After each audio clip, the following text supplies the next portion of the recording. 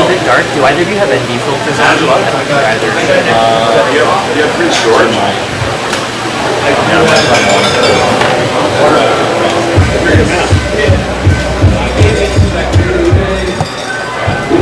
Now check this out, Mr.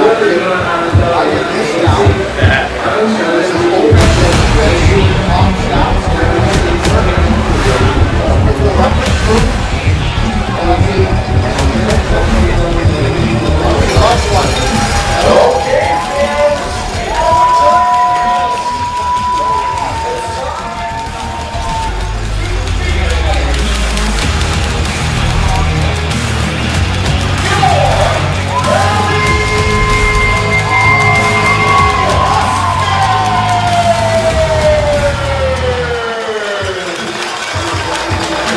Let's hear it for fans.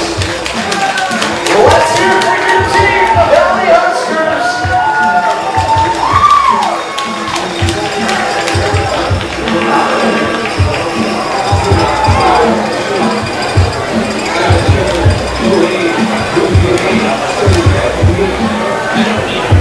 Oh man, is that really smoke something else?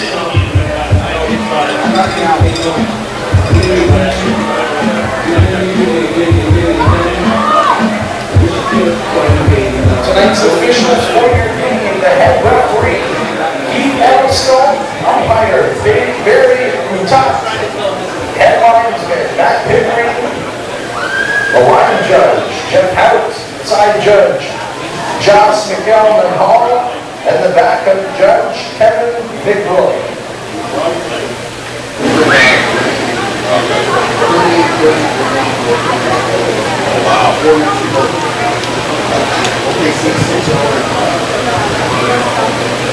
If we can now have both teams line up on the respective sidelines, and if you can, please rise for the singing of our national anthem.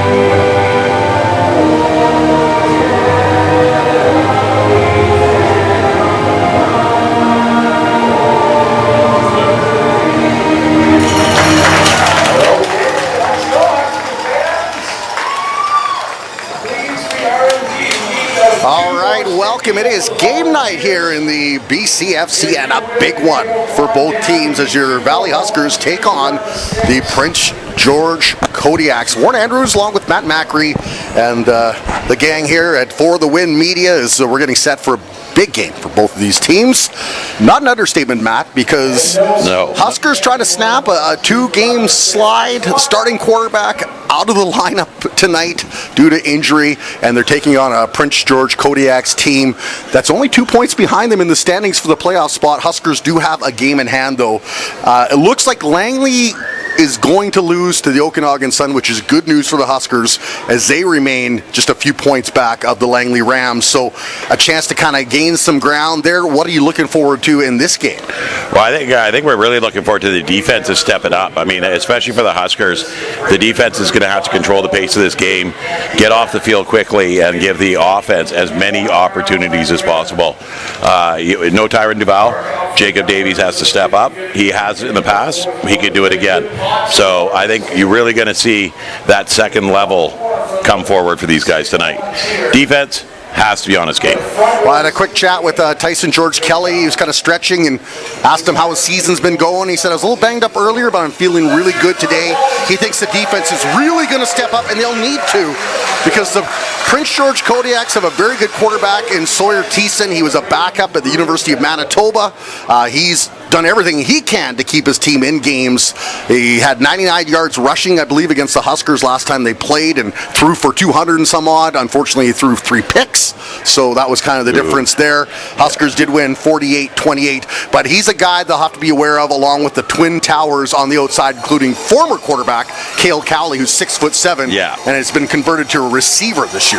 Well, and Cale Cowley knows the game. He's a very smart football player, knows how to run clean routes. Watched him playing down here in Meadow Ridge all growing up. He's a very, very accomplished football player. The one guy I think the Huskers are really going to need to rely on the rest of the season, but especially tonight, is Jawad Harb.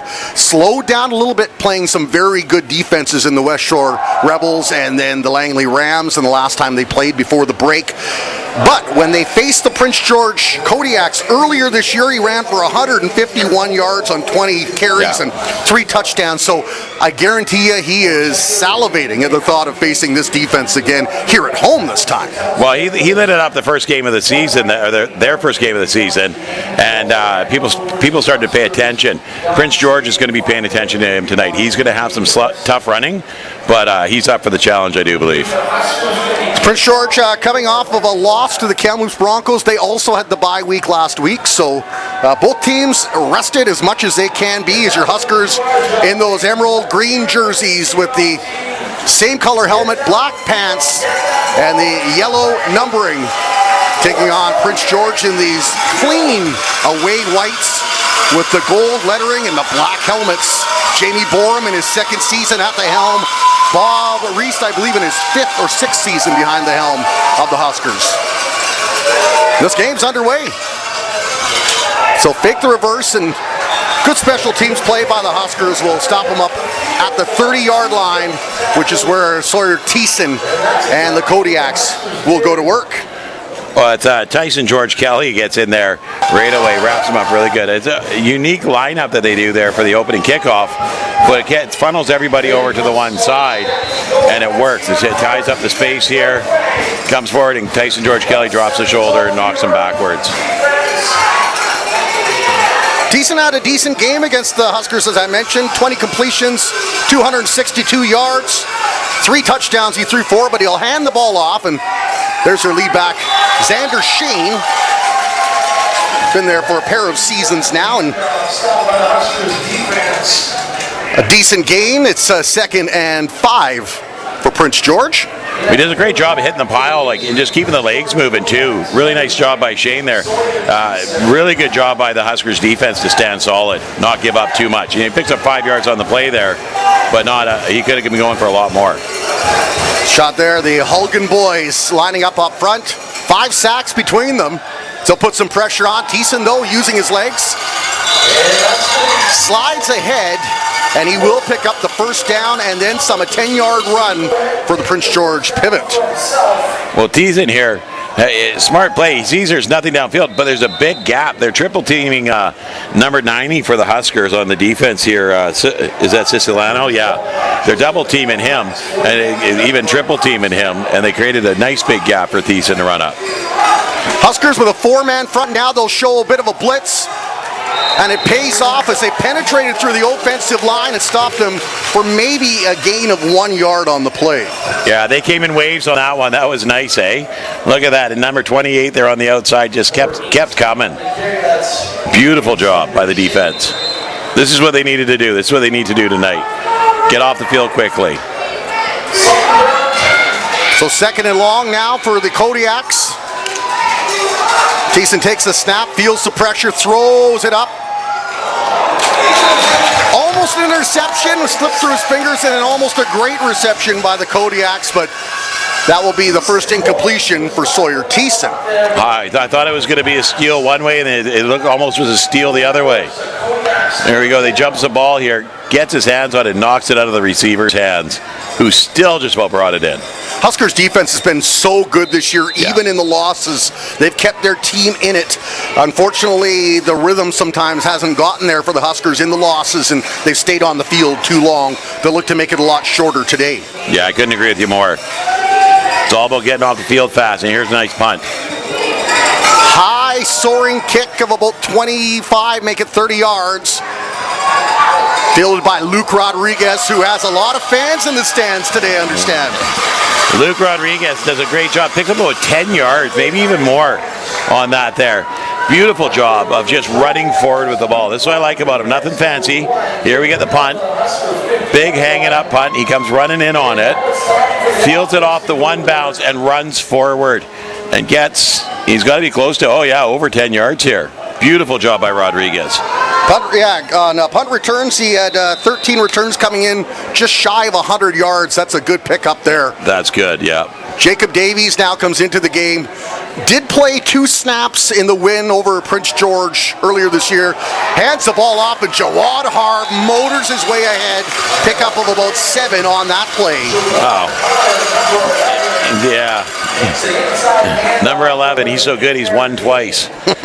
Like, you just watch him hit this hole here and keep those legs running, and they're wrapping him up, but they're wrapping him around the waist, so he keeps driving the legs. He's dragging bodies with him. Harb really knows how to turn on the jets. Yeah, look for him and Mason Massey also to get some snaps today, too. Mason Massey runs so hard up the middle. He runs like he hates the ground.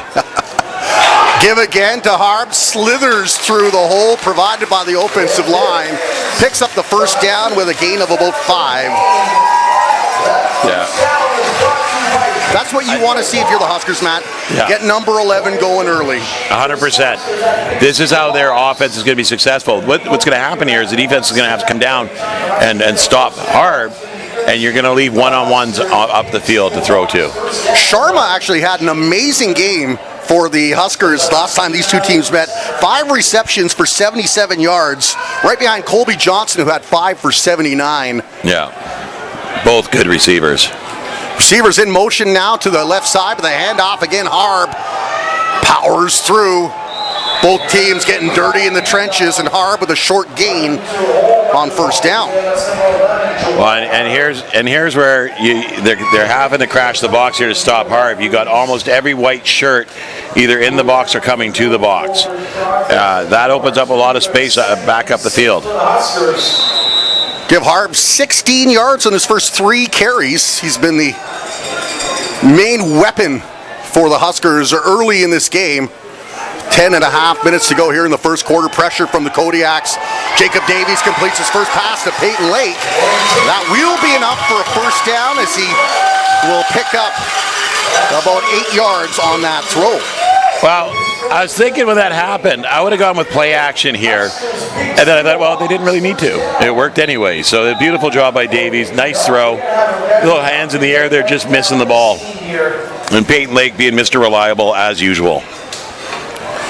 And you want to see that for Davies, too, because he's had to come in mostly in relief. He's a veteran quarterback, played a couple of years, won a Canadian championship with the Langley Rams as a backup back in 2021. 14 of 50 this year, though. 1 touchdown, 214 yards. He has rushed for 49 yards, though, on 11 carries, so good with his legs. The thing tonight, though, is he's had 2 weeks to work with the starting team.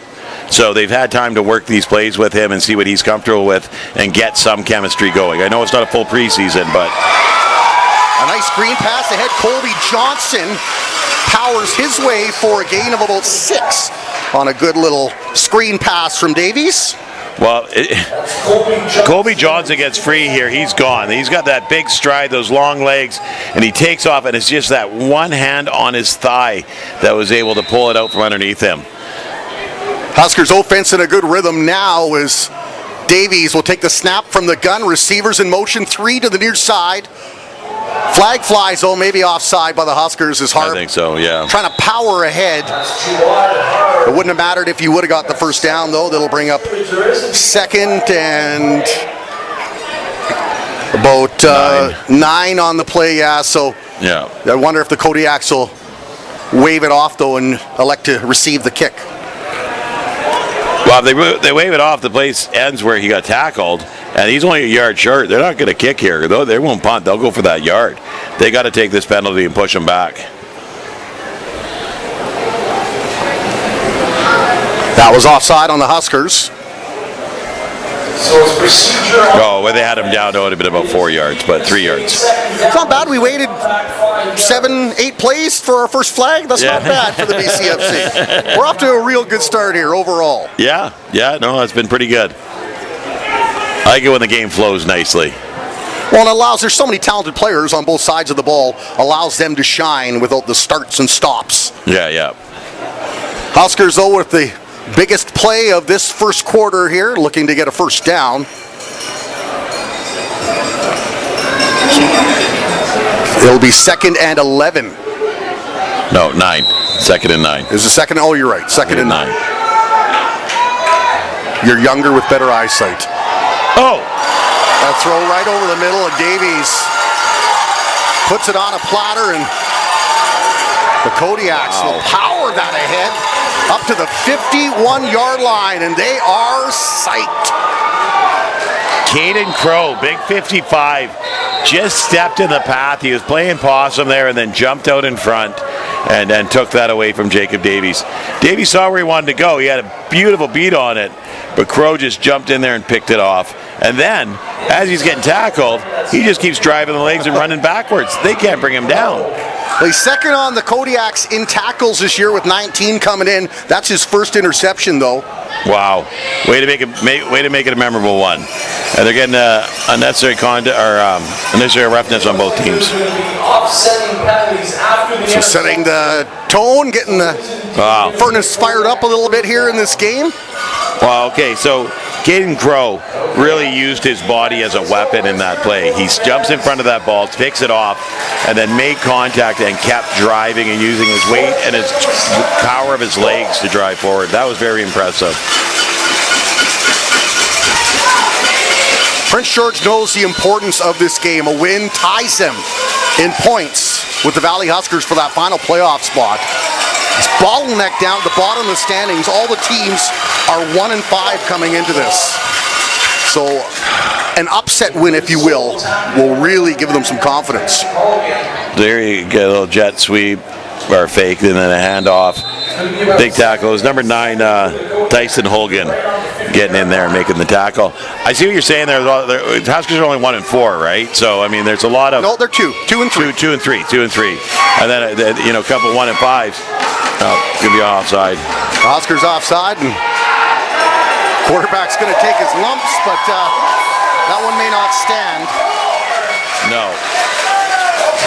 The flags are out on both sides, and we can kind of see it from here. So let's see who moves first here.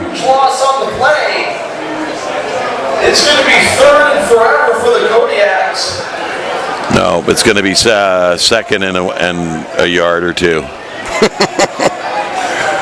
Well, as you hear, if you're a Chilliwack Chiefs fan, that's Tyler Guerra, who normally does color commentary for the Chiefs, jumping into the PA duties. Yeah, sorry, the PA guy's talking there, and he said it's going to be 3rd and forever. I'm like, no, 2nd and 2.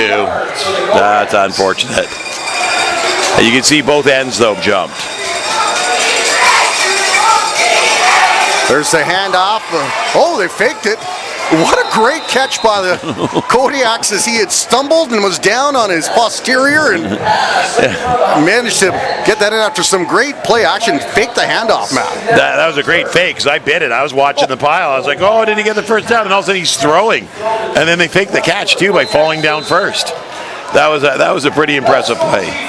Prince George has gotten some momentum going here. It's kind of they got a solid little drive going. They picked up about 3, just enough for the first down with a little breathing room. Huskers will show some pressure here. It's a high snap, and Thiessen bobbles it. It's still loose. Huskers come up with the ball, and the defense comes up big.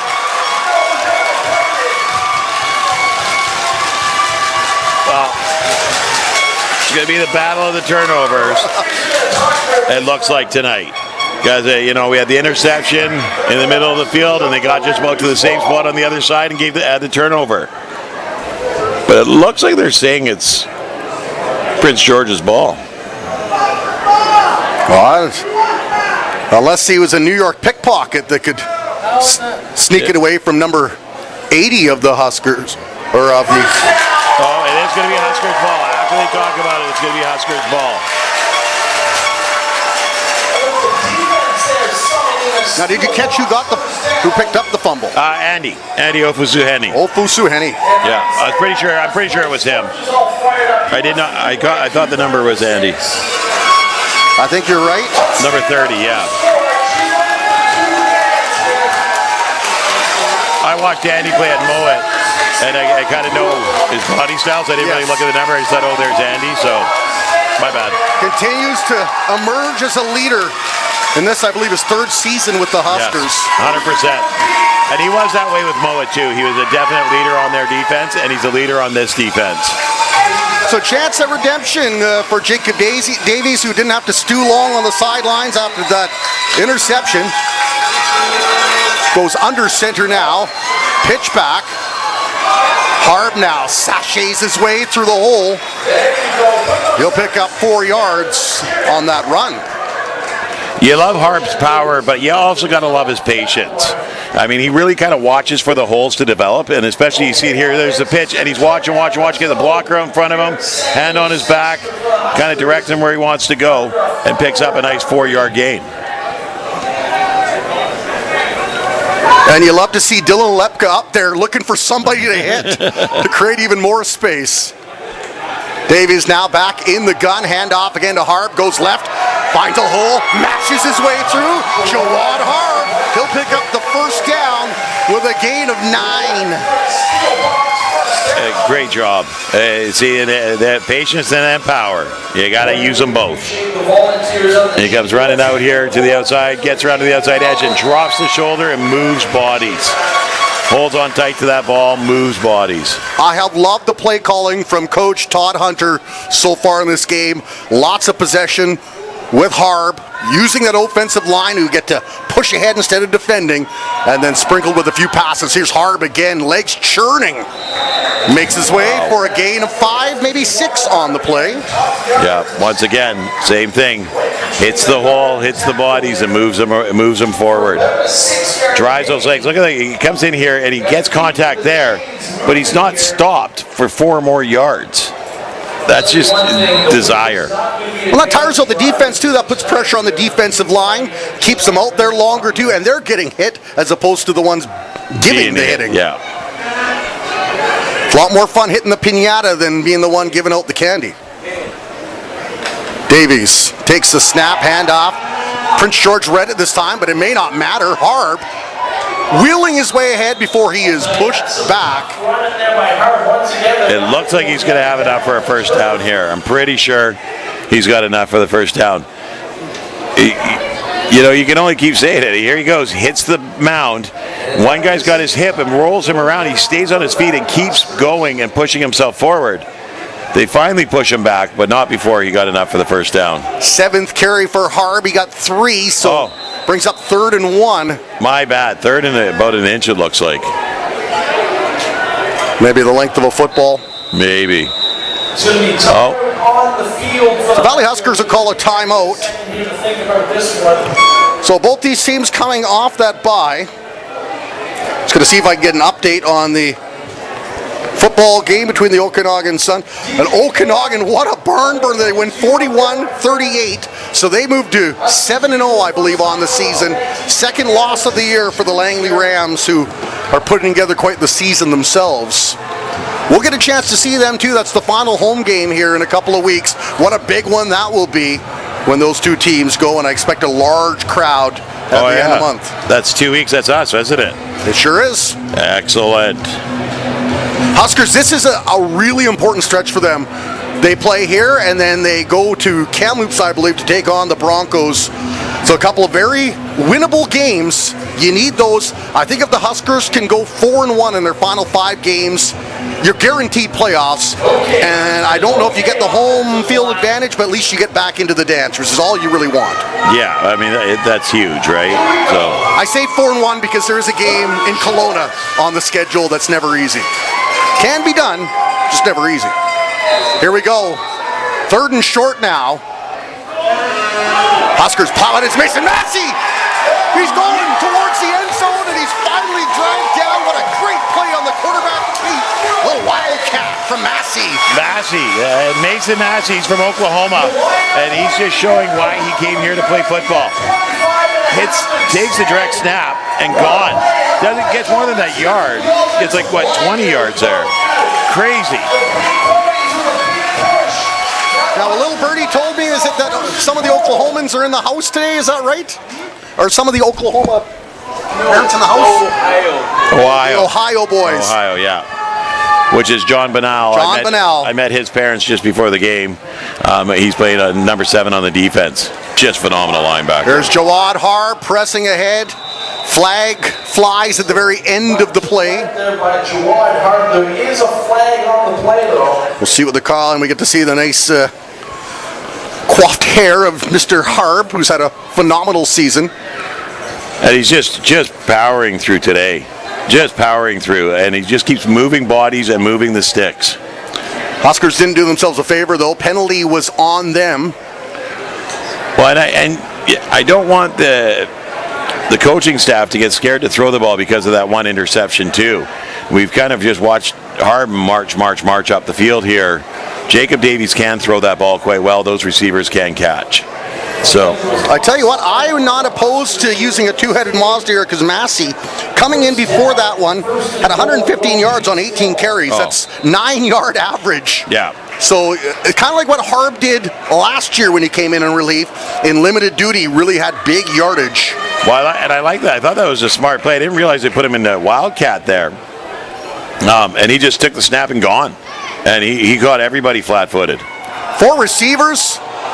Beautiful. Over to the left side. He goes up the middle instead, though, and reception, Stephen Kodiaks. Wow, it's on the board with a nice reception there. And that's what you gotta be prepared to do that too. I mean, it's great to lean on your run game when you got a stud like Harb, but you got to be able to throw. And there you go. Yeah, I'll push the ball all the way up to about the 5, I think, yeah, which is a real nice pickup there. That's 15 yards, I think. Davies surveys, he throws it long, he's got him open. What a fantastic defensive play by the Kodiaks. It was. That was a great defensive play by number 15, Aiden Leslie. And I think it was number 1, Luke Rodriguez, going there for the catch, and he usually brings those in. So that was a great defensive play because Luke was counting that one all the way. Reached out like he was trying to help a drowning man find the buoy. Great play there. He has 1 interception on the season, does Leslie, but that one almost as big there as it keeps the Huskers off the board. Still zeros on the board, under 3 minutes to go here. First quarter, Davies now straight over the middle. That one a little high. Luke Rodriguez looking for the PI. He won't get his Christmas wish. Yeah. And there was contact there, but I don't think it was enough to warrant the penalty, that's for sure. So Davies 3 for 6 here in the first quarter. Well, I don't know if I love the 3 passes in a row there. Like I said, can't be afraid to throw the ball. They were listening to you, Matt. Yeah, you can't be afraid to throw the ball, but you got to lean on Harb, especially when you're down by in the 5-yard range there. A couple of runs, he could have put that right in there. Yeah, and that's my Nostradamus prediction right there. 2.5 to go here in the first quarter. Neither team has pierced the end zone by foot or running it in. Handoff, Shane tries to slide around the left side. The Huskers D-line sealed the deal, though.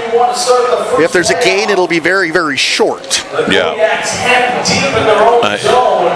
They're keeping him back there underneath the 5-yard line. Yeah, you can see that he never crosses the 5-yard line. So it's right on the nose of it. Huskers D-line had such a good game against Thiessen earlier this year when they faced him at 5 sacks against him. Yeah, and there's a guy that ran for 90-some-odd yards, I think. Yeah, 99 yards on 7 carries. Steps back to throw, though. He's got a man wide open. And that's a big pickup for the Kodiaks. That's huge. That's huge. Number 88, Myron Brown. got open there, and I don't really know how he got so open. They had 2 defenders both dropped back on that play and left him wide open. How about a 20-yard pickup? Myron Brown. Great pass and catch. Beautiful job of just staying under, and both of the defenders went back with the inside receiver and left him excuse me, alone.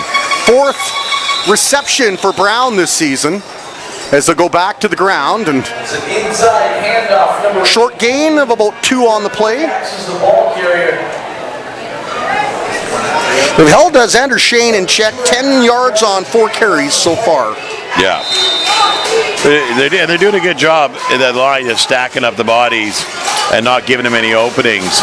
He's going to have to bounce it to the outside if he wants to make something work here. Huskers 4-man front now as the Kodiaks will flood. 3 to the near side. Now they'll shift a receiver over to the other side. Play action.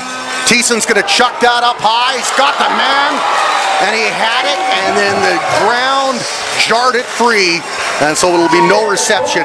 Everything was perfect for the Kodiaks except that finish. Well, I think number 31, Aiden Harker here, it gives a little help to it. I mean, it did just go to the ground. He gets a hold of it and brings it to the ground, throws it down there. Didn't have a really good grip on it.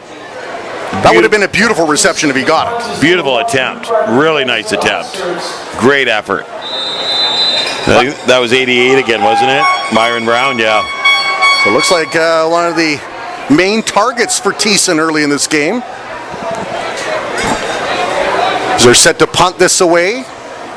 Luke Rodriguez waits at his own 50-yard line, with the mascot Scorch surveying the land. Scooped up just past the center stripe. Luke Rodriguez looks around the right, flips around, flag flies. Oh, Rodriguez on his feet all the way down inside the 40 to the 38.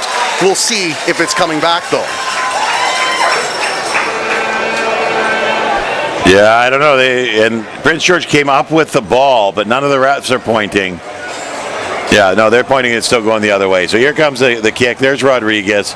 Let me see if we see. There's a hold there. So that's probably where the flag was, and then he goes down, and then after he's on the ground, the ball comes loose. I'm sure a little help there from the boys in white jerseys. Yeah, but I think you're going to get the hold back here. So early, it's been penalties that have hurt the Huskers early on here, not their gameplay so much. Yeah. I mean, they worked up the field, got to the 5-yard line, and here they get a nice. The field position pays off. They get a nice punt and a run back, but now they're all the way back on their 43-yard line. That's the last play of the first quarter, and zeros on the board between the visiting Prince George Kodiaks and your Valley Huskers. They're watching on BCFC TV or TELUS 1981. Great to have you along. My name's Warren Andrews, Matt Macri on color for the Win Media, getting you all the beautiful visuals. And all those great replays as they go to Jawad Harb. Speaking of a replay, back to the main back, and he'll power that ahead for a gain of 3, maybe 4 on the play. Yeah, once again, Jawad Harb just doing what Jawad does. Gets around to the outside here, waits for his blocking to develop, and then hits the hole hard. The end of the first quarter. Yeah, looks like they're going to give him 4 on that. Yep.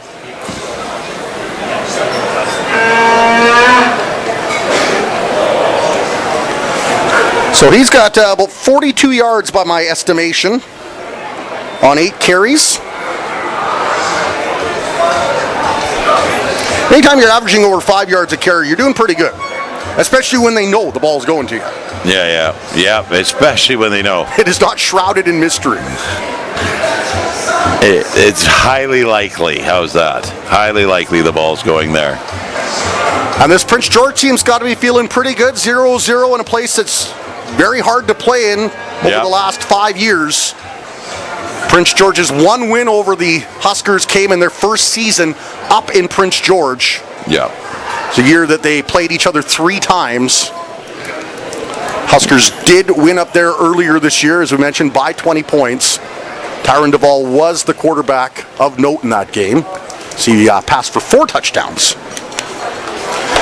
He is not in the lineup tonight, though. It is Jacob Davies. Which is of note. I mean, Tyron Duvall is an excellent quarterback.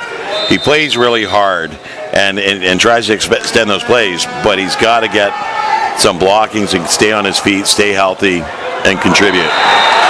Davies had eluded the pack and then slipped on the turf and went down, and an easy sack for the Prince George Kodiaks. And then a late flag. Yeah, there's a flag, and I wonder if objectionable conduct. Could be. So let's wait for the call here. Because I think maybe he was down, and then maybe the hit was a little harder than it needed to be. He's down, and then the pile driver coming in there. Yeah, and then the flag comes in. Then he got shoved off by a Husker player. So it could go either way.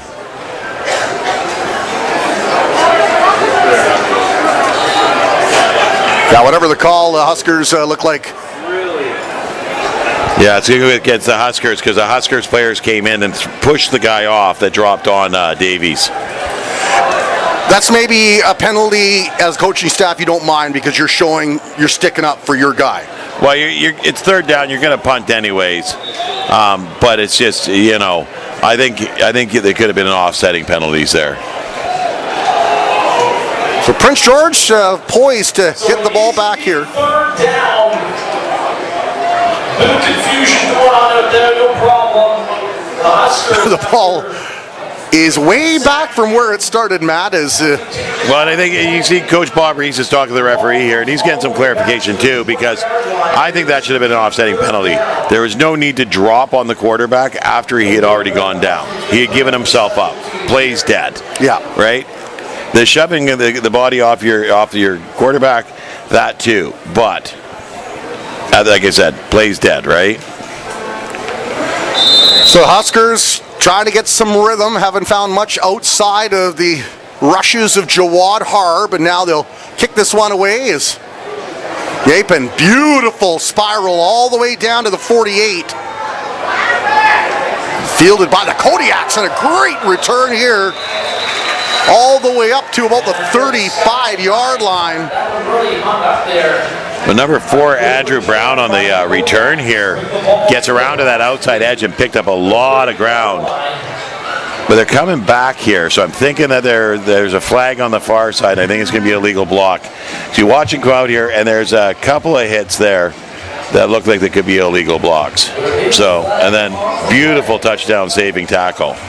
Well, he's had some great numbers, Andrew Brown, and returning punts. He had 16 returns so far this year, 120 yards. So nice, good the guy job. that can bust it open a bit. He's got that speed, and he knows his angles. He got to that outside edge nicely.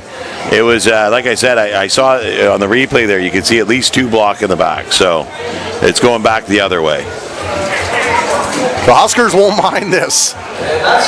Ball will be fielded at the 46 or 44-yard line. Huskers will show a 3-man front, 2 receivers far side, 3 to the near side. Running back, Xander Shane up to block as the Huskers show some pressure. Thiessen throws that out, great play. Tyson, no, pardon me, I thought it was Tyson George Kelly. There's Junior Munyaka. Junior Munyaka gets himself in between the ball and the receiver and gets his head turned around, so he's looking for that ball. And he takes it off the chest, but he made sure that the receiver was not catching that ball. Great coverage by Munyaka here. Ball up in the air, gets his body in between the two of them, turns around, so it's not PI. Even though he's got his hand on him, it can't be because he's turning around for the ball. And just a beautiful, beautiful defensive play. Thiessen again, rolls out, feels the heat. Still scrambling, he's looking for some help. Throws that. I don't know if he was trying to hit the target or just make sure he didn't take the sack, because it's not going to right down Main Street. I think he's hoping he'd hit the target, but I don't think he knew he was hoping, but he didn't feel that he would have a chance, that's for sure. I'll tell you what though, Thiessen at 6'3", he's got a cannon for an arm. Boy, can he ever toss a tight spiral. Absolute rocket for an arm. Yeah, he's got some really good throws in tonight so far. It's been the Huskers defense, which has been their bread and butter all year, that have come up big, and they've done it again here. And it was Munyaka, who just played hero a moment ago, the goat on that play that jumped the gun a little bit. And here's the thing that I don't like about it is the motion guy that comes along the line is actually on the offside of the line, but they're going to call Manyaka and not him. Yeah, look at him. He's, well, I guess he's still short of the ball. We get the benefit of the great replays. Yeah. Teo and the gang here at For the Win Media. And you also at home get to enjoy it too. Referees, not so much unless they watch it on YouTube later on. Yeah, he is on the right side of the ball running down the line. He's just behind a few bodies. A line drive kick, and that one will squirt over towards the Kodiaks bench and out of play. And Huskers with some good defense there will get the ball back with 13.5 to go here in the first half. And neither team has yet to find the end zone, even from a missed field goal. Well, yeah, it's unfortunate here, but the Huskers now want to do a sustained drive down the field, tire out this defense, keep coming at them, and mix it up.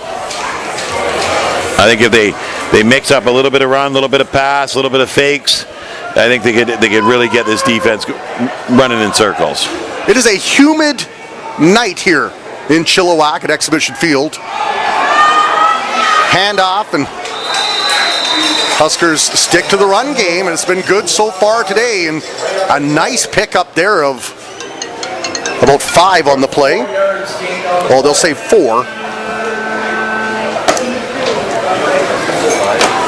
To bring up 2nd and 6. I'm sure Davies would love to get some of these receivers with a little more action. They haven't seen Dag Mora had a ball thrown his way yet. Johnson's got a reception.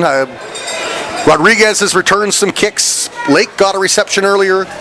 You know, the one that I'm missing here is the Dag Mora reverse. He comes across or the jet sweep. When he comes flying across and gets up that side, there's no stopping him. Well, I believe he had a touchdown against the Rams, and had 2 the game before that, and the loss to West Shore that Rodriguez threw to him. So yeah, those were beautiful balls. Huskers 4 receivers over to the right side. They'll throw that. Oh, what a reception! Nice little juke and jive there. And Stephen Kodiak with a big reception and even bigger yards after the catch. Wow. That was a seeing eye football right there, because it went right through the defender's arms. Beautiful throw by Davies here to thread the needle. And gets rid of the ball nice and quick. Sees Cognac. The defender jumps up and just misses it, but Cognac had eyes on it the whole way. And he does not disappoint.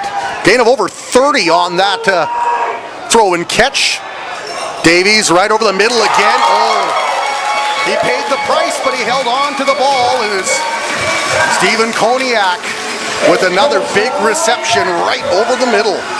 Well, Cognac here is running through traffic, and Davey sees him and puts it where only he can really catch it, but really put him in for a beating. Took a big hit there. 3rd reception for Cognac, averaging about 17 yards a catch tonight. Davies now as the Kodiaks show pressure. Handoff, moving towards the left side, not much room there to move. Good play by the Kodiaks defensive line to limit that. Well, that was Massey there. Mason Massey tries to go off tackle, get out through the C gap there, but it's just not there. Defense number 55, that's Caden Crow. We saw him earlier with the interception. Gets off his block, wraps him up, and takes him down. They'll load all the receivers over to the right side, go to the left side. A low throw behind the intended target, and that'll bring up 3rd down. I think that was Cody Johnson on the far side, and the guy's like 8 feet tall. And with a low throw like that, it makes it so tough to get down and get that ball and get underneath it. He made great effort on it, but just couldn't bring it in. Even with that, though, this has been one of the better games for Jacob Davies, I think, out of the games he's come into. You can see the timing is better. He's had that chance to practice with the receivers, and he's made some nice big throws in this game, but now they'll go for 3 points to get themselves the lead. 100%. You can see that he feels this game a lot better than we've seen him in the past. A 38-yard field goal Beautiful. for Yapin. That's his longest of the year.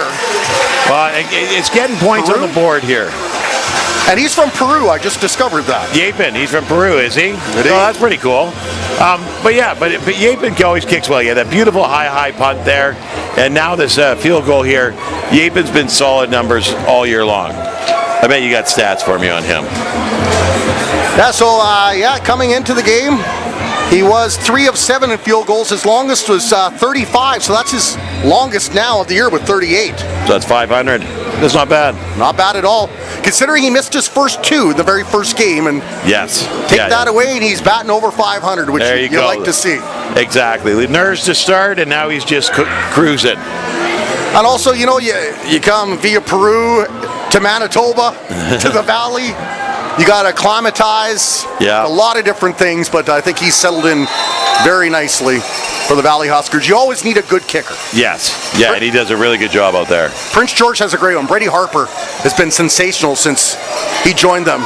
Year 1 there's a kick and a nice little play there and an angry run, and then he is tossed out of bounds. A big run there by number 88, Myron Brown. Myron Brown here, he wanted to make sure that they got good field position, and mission accomplished.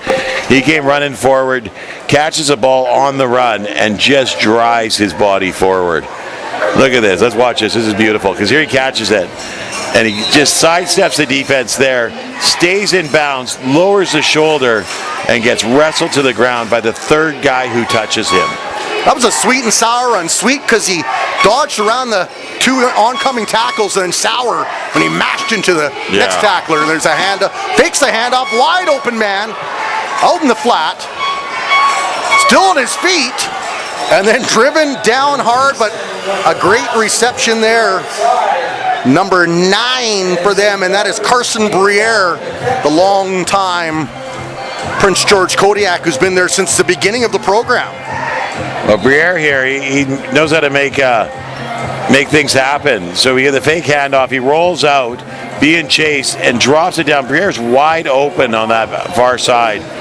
Close on her in a hurry. Mignac is able to make a tackle with Andy Ofosuheni coming over top. So good play call there for the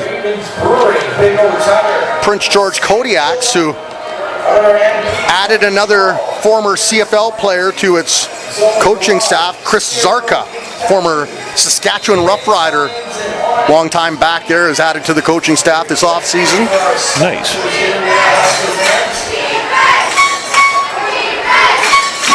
Thiessen with the handoff. Shane fakes right, goes up the middle, taken down, short gain. That'll bring up second and about 8.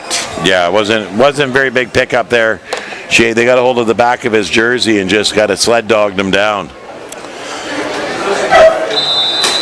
What these two teams have done have been the exact opposite of each other.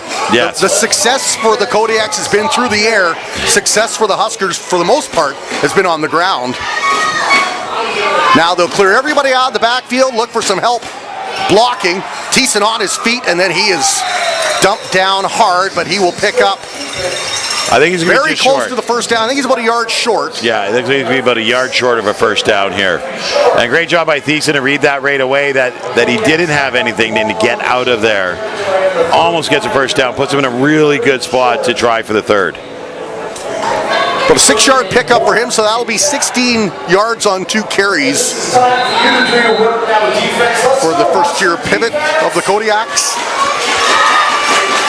This team remains on the field, 8.5 to go here. High, hard hit, and he may get dragged for that one as the flag flies out from the back. Yeah, I'm not sure. Are they going to call a horse collar? Well, I think if anything, it's going to be a face mask here, because let's watch. He comes around the outside edge here. Mignacca comes up and gets a hold of him, yes, and it's going to be a face mask. Unfortunate, because it was a great timing in terms of he got there, he met him right away. It's unfortunately wrapped him up a little too high, and that'll keep the Kodiaks on the field.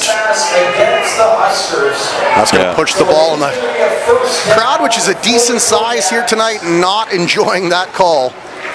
Well, and the thing too is, you can see with Manyaka, it's not an intentional face mask. He's wrapping him up. His hand comes across the face mask, and Deason's head turns, and that's just enough for the back judge to throw the flag. Clock continues to tick, approaching 8 minutes here in the first half. 3-0 lead, Valley Huskers. Kodiaks marching though.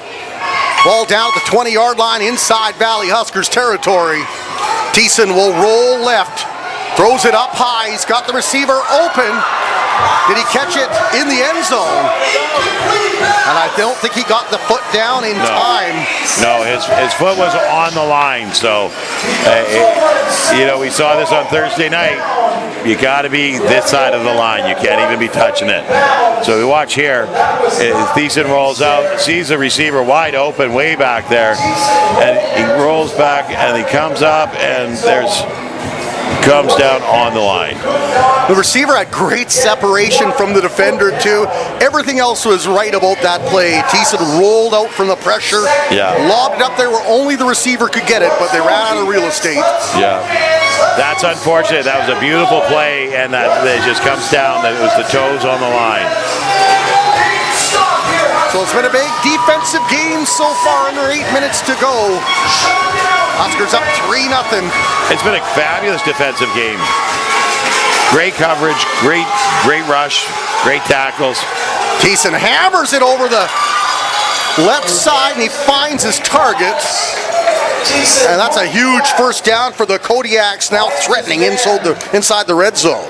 Well, number 21 on the Kodiaks, Ben Furr, it does a great job on the comeback here and gets separation from Tyson George Kelly.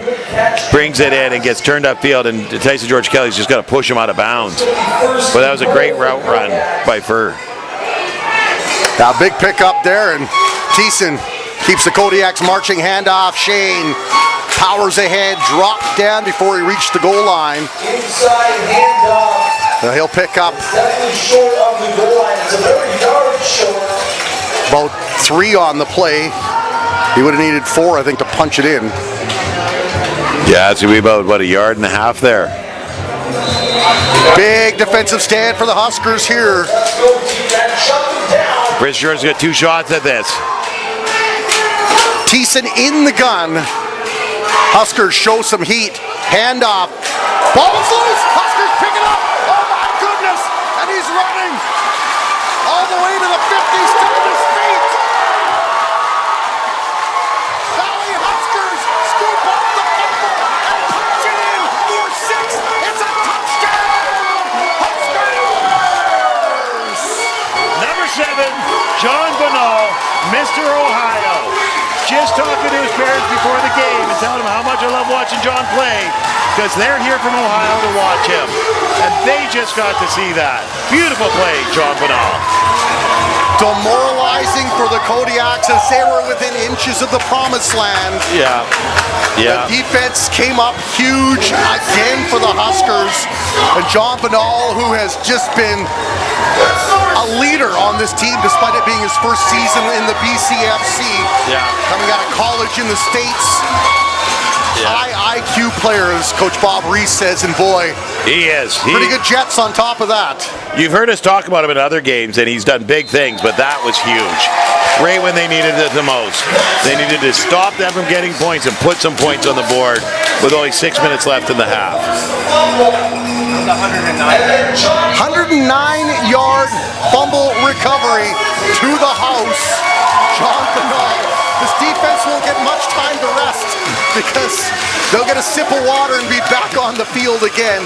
And the Kodiaks have to be scratching their head because the game plan on that drive was perfect. A couple of quick little runs, a nice pass out there. They got it to within a yard, and then boom, Bonal happened. I didn't catch the body that comes across the offensive player, but number 99, Tyson Hogan, and another player were in there to pop the ball loose, and Johnny on the spot saw the ball, picked it up, and went for a run. And man, did he ever turn on the Jets.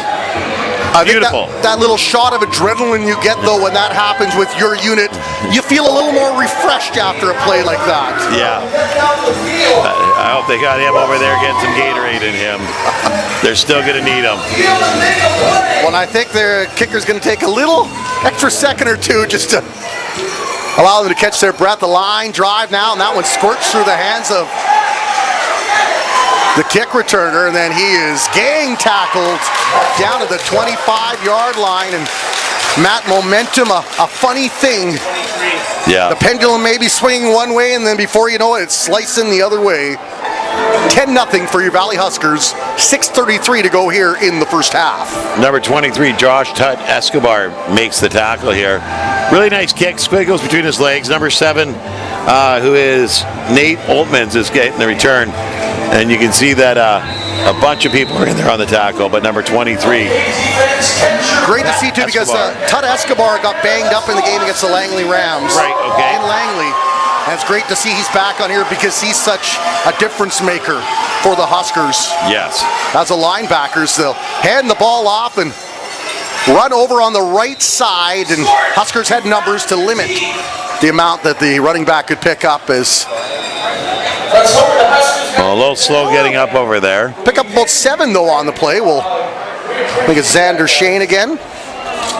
We got a player down on the far side. I can't get. Oh, got rolled up on there. Okay, I was trying to see what happened, and they got rolled up on after the play. Huskers don't need this. They've resembled a MASH unit. Who is it? As the guys that are playing, some of them are pretty banged up to begin with, and then you have some of your star players like Sospi. Oh. He's out of the lineup right now. Talk to him. Yep. That he is just itching to get back in the lineup as soon as he can. We talked about Duval. I think Rabbit also out of the lineup, and he's been so good for the Huskers this year. So they do not need another player beaten up, but he is walking on his own recognizance, so that's great to see. Okay, so it is number 94, Nick Reimer, who is rolled up on there, but he is able to get up on his own and get off the field, walk off the field, and hopefully he'll be back. So we will be 2nd and 3 for the Prince George Kodiaks. 1 in the backfield, 4 receivers started on the near side. They'll switch 2 now to the other side. Pass up ahead, and when you've got guys that could maybe play university basketball with their height, yeah, you can throw those balls up nice and high. Cade Cowley, 6'7". Well, here he goes. He gets Cale Cowley to the outside. He's a tall guy himself, but Cowley just gets those hands up in the air, brings him down over top of the defender. I think it's number 28, Hayden Ackerman. And they've also got Jordan Brady Williams, who's 6'3". Oh, geez. So those are some big bodies. The inter-squad basketball games must be pretty awesome. The ball is powered ahead, bodies strewn across everywhere. And well, Shane's doing his best effort to move that ball up the field, and he hits the holes here hard. But the Huskers' defensive line is just stepping into it and then slowing it down the best they can. They're going to give him 5 yards on that carry. He's getting good yardage per carry, but he's just not breaking them open. Hey, he had a 7-yard carry followed by a 5-yard carry.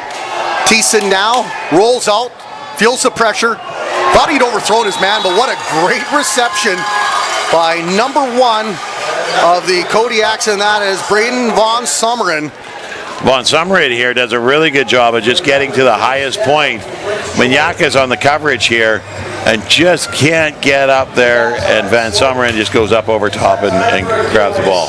Had 5 receptions coming into this game for 94 yards. Not sure if any of them were as pretty as that one, though. No, that was a beautiful throw. Beautiful throw and catch.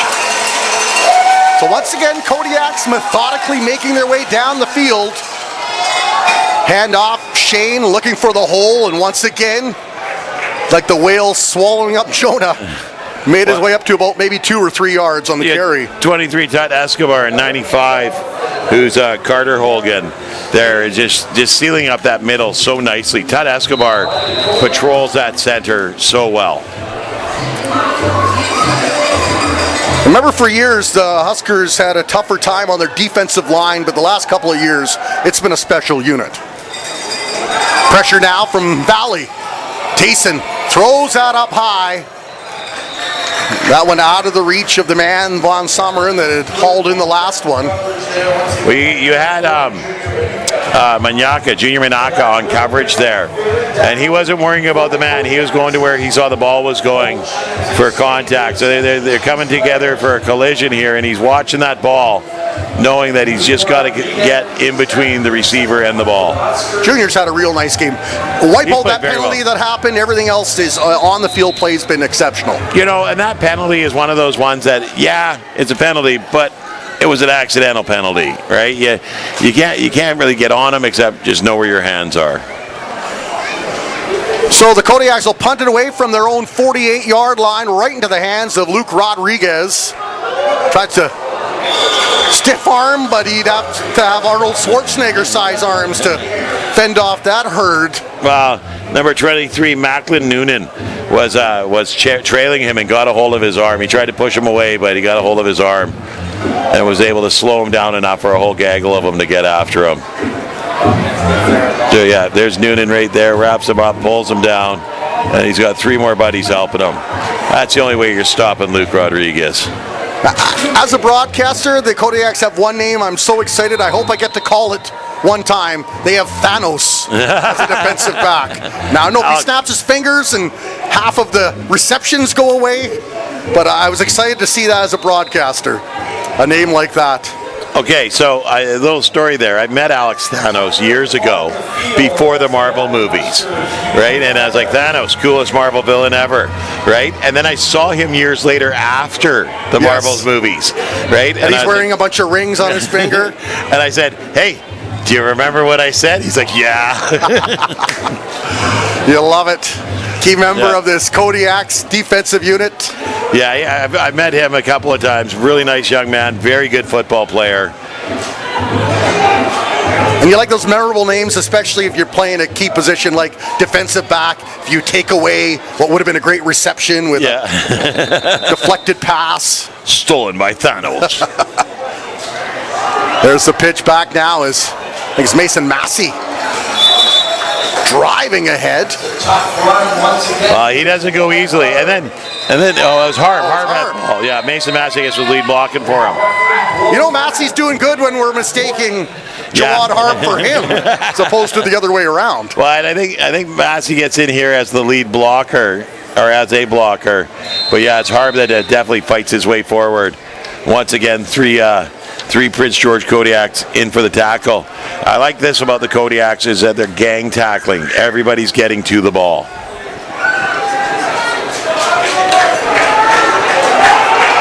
Give again. Jawad Harb right up the middle. Slices through the line like a hot knife through butter. Picks up the first down. Well, you love this here. You can see Harb gets the head up. He's coming across. He sees that hole back the other way and goes after it. So he's got everybody on the defense crossing their own bodies and gets the first down plus a whole bunch more. So Jawad Harb has been a very busy man here with 11 carries so far. And we haven't even finished the first half. Still 2:15 to go. Colby Johnson in motion. Jacob Davies steps up, feels the heat in the pocket, stays on his feet. Jacob Davies now runs his way over to the left side. He's got a blocker in front. Jacob Davies, flag flies though. He is taken down inside the 20-yard line, and a great rumble from the QB of the Huskers. He's coming up limping though. This is not a good thing. He got a good block there, but they threw a flag on the block. So here's Davies. He keeps the ball. Caesar's nothing, so he takes off up the hole, gets out of the reach of the defense, and then turns on the jets. Off he goes. Now his blocker here is there's some pushing going on there, and there might be a hold there. You would have loved to almost see, I know he could see that end zone, a little slide there, kind of just ease in, take your huge gain. Let the running backs do their job, but hey, you love the grit and the heart of the young man. He wanted it so bad. Yeah, but now he's limping, and You know, he's already the backup, right? So you got to be careful with your body like that too. And he's out there a little hobbled, but he's sticking it out. Very nice run by Jacob Davies. Very smart football play too. They needed that. They needed a big one because there was a lot of pressure coming from the Kodiaks. Yeah. Totally agree. The hole opened up and he just took it. And the way to outrun those defensive linemen too, who were just falling at his heels. Well, they had a paw on him there. They had it on the jersey. Yeah. And he just sashayed away. And boy, great speed. And learned a lot about Jacob Davies doing some research. Did you know he's also an actor? No, I did not. And there was a TV show called Once Upon a Time, and he played the human Pinocchio in it. Oh, for no many way. seasons, yes, and he's done many movies. Oh. Jessica Biel, and yeah, as a child actor. My daughter watches that Once Upon a Time. Well, now you'll see his shining young cherubic face. Now he's a man, though, and he's out there trying to help the Huskers pick up a much-needed win as they'll go back to the ground with Jawad Harp. Harp couldn't get anywhere there. Picked up only a yard there. Coming around that outside edge, there just was no space for him whatsoever. That's the lowest they've kept him to today. Before that, it was only 3 yards. He's averaging about 5 or 6 each time he carries the rock. Davies will step back. Huge pressure now. Davies fakes the throw that he is taken down hard. Ball comes loose, but they'll say it was blown dead. That'll be a sack and a loss of about 4 on the play. So you've taken away half of Jacob Davies' threat here with him hobbled like that and limping around. He's having a tough time getting on the run, and he's been doing a lot of running tonight. So he really needs to get looked at. And that was Cayman Crow, number 55, one more time, getting in the backfield and messing things up. What a run earlier, though. He had 49 yards on 11 carries coming into the game. He picked up that and more just on that last run. Now the lineup, I think a little too far for the field goals. It would be about a 48-yarder. So they'll just try to pin the Kodiaks deep. And the Kodiaks will call a timeout, though, maybe making sure they have the right personnel on the field with just a minute and a half to go here in the half, or maybe trying to freeze the kicker a little bit. Could be. He's going to punt it away here. So I think that's a smart play. Just punting the ball, get him in there deep, maybe get a safety, maybe get a turnover. Now Bob Reist, I'm going to sound smart, but I can't take credit, but I won't say who. Bob Reist has been known to pull out the occasional trick play here and there. In a game where you got a bit of a lead or you need a spark. It's a good field position to do it. Like the line of scrimmage is on the 35, so if you turn it over, you're going to be down around there 35. Minute 34 left in the clock. You're up 10-0. This is the ideal time to do it, but then it stops being a surprise when it becomes the ideal time too. I would know for sure if it was number 1 back there punting the ball. Luke Rodriguez. Harvey's up one of the up men there. High booming kick goes into the end zone. Kodiaks will swing out. There's a flag.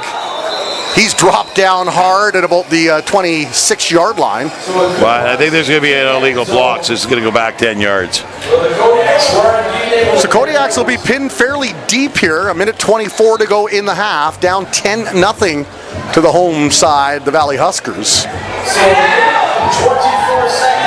Scorch tries to wind up the crowd with a little pseudo twerking. A little pushy after the fact here. Nothing going on. I mean, it's going way back. These teams developed a rivalry in the Kodiaks first season. They played each other 3 times. Yeah. I think it was 3 of the first 5 games were Huskers and Kodiaks. So some animosity built, and then played them again last year. Already played them once this year. It's a lot of football in a short calendar span. So the illegal blocks put them back on the 5-yard line. So they're going to be starting this drive right where the Huskers wanted them, on the 5-yard line. Do the Huskers show pressure now as they've got 3 up front? Linebackers eyeing things up, and now they'll bring the 8. Oh, they read that, and they will drop Xander Shane down. Great call by James Moore, the defensive coordinator for the Huskers. Well, and that's exactly what they wanted to do. The Huskers wanted to do here was pin them down in the shadow of the uprights and then bring the pressure you got. But now you got Opusu Hedy coming in there flying, making things happen. 54 is Jackson Saunders. Yeah, but really good play calling by the Huskers defense. Last time they met, remember, Huskers defense. I was going to call them Chargers defense. Took Thiessen down 5 times in that game.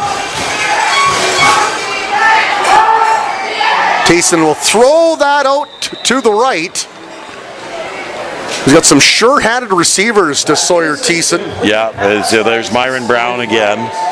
He's made some very big catches. And here they get the first down and moves the sticks with about 54 seconds left on the clock. A minute to go here in the second quarter before halftime. Well, when we come back, we'll check in on the Vancouver Island Raiders taking on the West Shore Rebels. That is the other game happening in the BCFC today. Thiessen handoff as the end zone lights come out. Shane dropped after a pickup of 4. You know, Shane's getting swallowed up early on his runs here, but he's still powering forward 4, 5, 6 yards every run. He's doing a great job of finding little seams and moving forward. But the Huskers, I like this, they're all collapsing on the running back together. So there's multiple defenders in there on the tackle. Xander Shane out of Weyburn, Saskatchewan in his second season, being prominently featured. Handoff again, this time up the right side, and may have maybe about a yard short of the first down, only 3.9 seconds to go in the half. It's time for one more play, barring a penalty call. But and really nice run here by Shane, because instead of going up the middle like he has been, he jumps outside and goes off tackle. And this is what he's going to have to do to get yardage. Now, he only picked up 5 on the play here, but, I mean, still, this is exactly what you want to see from Shane to get some yardage. Bounce outside, off the tackle, and get forward. See if the Huskers go with the prevent defense. No, they're going to... Kodiaks are just going to take it to the locker room and try to figure things out. Down 10-0 after 30 minutes in the books here as Valley Huskers on a 109-yard fumble return to the house for John Banal, and field goal from Yapin, and that's where we stand. We'll be back after a short break. There's your Valley Huskers lead on BCFC TV. Don't you dare go anywhere.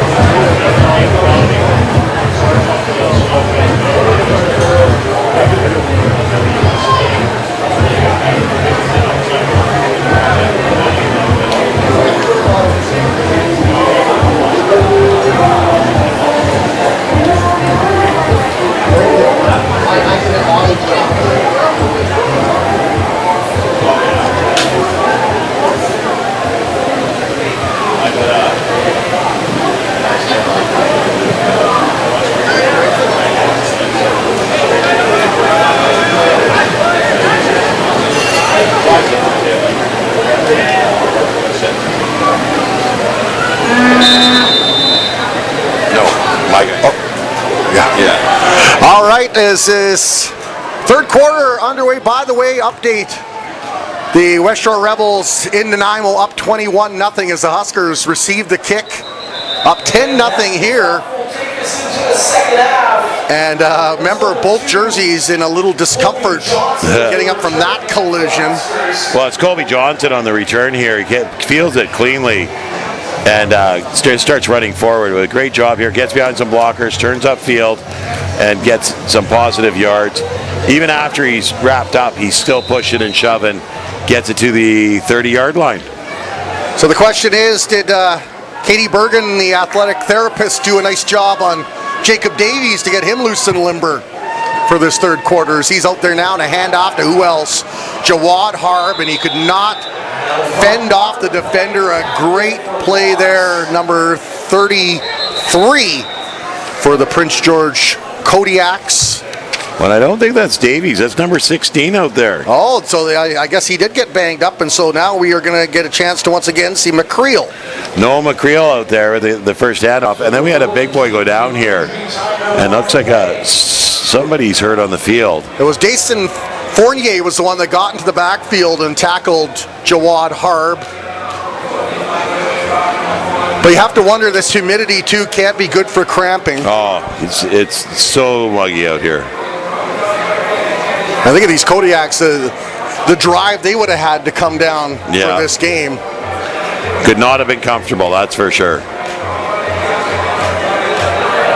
And now, I wondered, I'm not sure if you know, did they come down last night and spend the day here, or are they heading back? That's a great question. Right after the game? I mean, it'd be a little expensive if you're trying, unless you can find some army barracks or something to put 60 some odd guys up on. I know, right? Because the hotel bill would be very, very costly. Roof. But I think that's something built into the cost, the dues and whatnot, because you can't be driving down here same day and playing. So is that number 60 for the Huskers? If it is, that's a 61. So Hunter Henderson, the offensive lineman. He's getting helped off there, and O-line's done such a nice job. Look at the yardage that Jawad Harb is piling up. They, for the most part, kept the quarterback on his feet. Well, and Hunter is first year, 17-year-old, but just a monster out there. They really depend on him to solidify that offensive line. But I did hear before the game that he was dealing with a groin issue, and watched him walk tenderly off the field here. That might have become more than just an issue. Helped off by Halsey and Ty Folk. Yeah, Hunter stepped in here this year.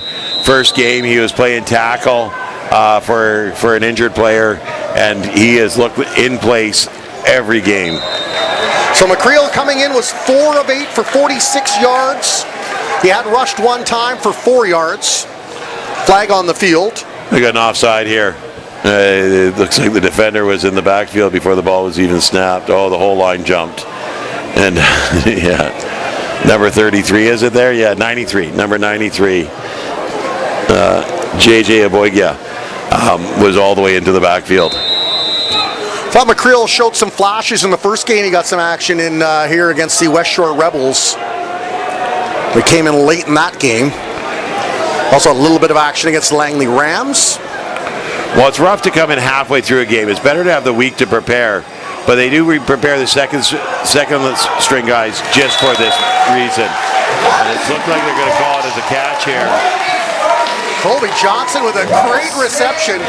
Came back to the ball, and are they going to give him I think it's about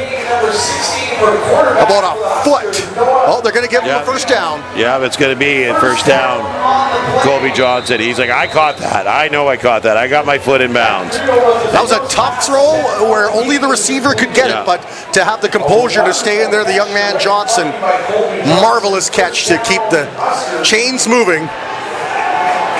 Now they'll go wide. Peyton Lake there paying the price for a pass behind the line of scrimmage.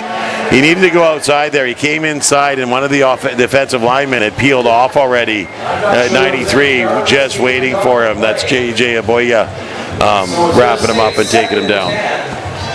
So McCreal, though, 2 for 2 on his first 2 throws, getting into that rhythm, and I think they want to get the ball in the hands of more of these talented receivers of the Huskers. They'll get a chance here. McCreal steps back, pressure from the Kodiaks, throws that high, going to throw an interception. Second interception for the Kodiaks. Now the big men come up to hit him, they can't, and now he's got an escort to the end zone.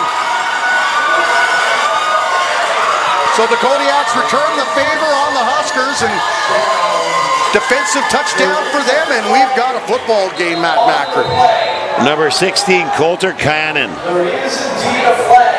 Flag on the play, so we'll see what this is here. But Coulter Cannon here, he sees the ball, is not going to quite have enough, so he drops underneath it, picks it off, and then he's just following blockers on the run here and getting behind his guys. Makes a couple moves at the end here. Big man chasing him down, but he gets around him and gets into the end zone.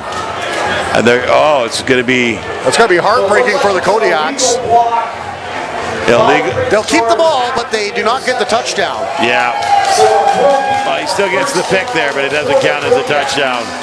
And I missed the illegal block, but it was obviously in the backfield from where the ball's being set up.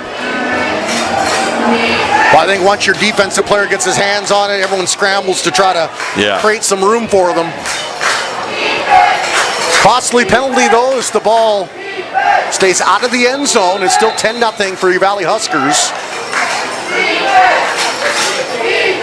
who have stood the test so far through the first 30-plus minutes. Play action. Just out of the reach of Carson Briere, the pass from Sawyer Thiessen. Well, it's great coverage by number 7, John Banal here. Follows Briere out and makes sure that there's not really a pass lane there for Thiessen. You see him roll out here, and he's got to throw it outside, and Briere just can't get there because Banal's underneath, making sure that there's no easy throw. Briere had a great game against the Valley Huskers earlier this season, 5 receptions for 66 yards. Just out of his reach there, though, the Huskers bring up 2nd and 10. 3-man front. Thiessen rolling right, throws that over the middle. And he had the big man, Cowley, there, but overshot the target, and that'll bring up 3rd down. Well, number 12, Adam Greenhill, made sure of it too. Here's the throw to Cowley, and he shoots him, which is hard to do with Cowley. He's so big. But number 12, Greenhill, wraps him up too right away. So big defensive stand for the Huskers, forcing a 2-and-out after the interception. Give the defense a chance to rest again on the sidelines. Hope that the offense can string a few first downs together. The defense needed this. They needed to get the quick out here, get off the field. I mean, it's muggy, it's hot, it's uncomfortable. Let the offense have some time to gel. This one, a nice kick from the Kodiaks all the way down inside the 40. And then special teams did a wonderful job for the self-appointed Kings of the North as they get down there to cover that, and no return. Well, Luke Rodriguez made a move but couldn't go anywhere. You see the kick here, and he catches the ball. He's got yardage, but they've got him hemmed in so well. That was Kate Cowley was the man who couldn't quite snare that, but he was the one that did the nice punt to get that ball deep. Yeah. I don't know if you remember the game, I think it was last year or the year before, where Cowley was the quarterback and kicking, and Reese White was also running the ball and kicking. Yeah. These multi-purpose athletes. Hand off to the Huskers, and straight up the middle. Gain of 3, maybe 4 on the play. Looks like they'll mark 4 off. So it's up over $600 total. The games I've did so far this season's been up over $500. So if you want a 50-50, and that's just in the trenches, men going hard against each other, trying to create a little bit of space. There's lots of time still. This is not your last call. McCreal steps back, delivers that high. He had his man, and good defense timed that perfectly to knock the ball free. Well, Rodriguez had it. He had it to the outside there, but the defender was right there to just punch it free. And here you see Rodriguez gets up on the ball, but just can't bring it in as the defender's hand's coming up underneath. Well, I can't catch the defender's number there, but that was a beautiful job by that defender. They timed it perfectly, and just as the ball was coming into the hand underneath, the jarred free.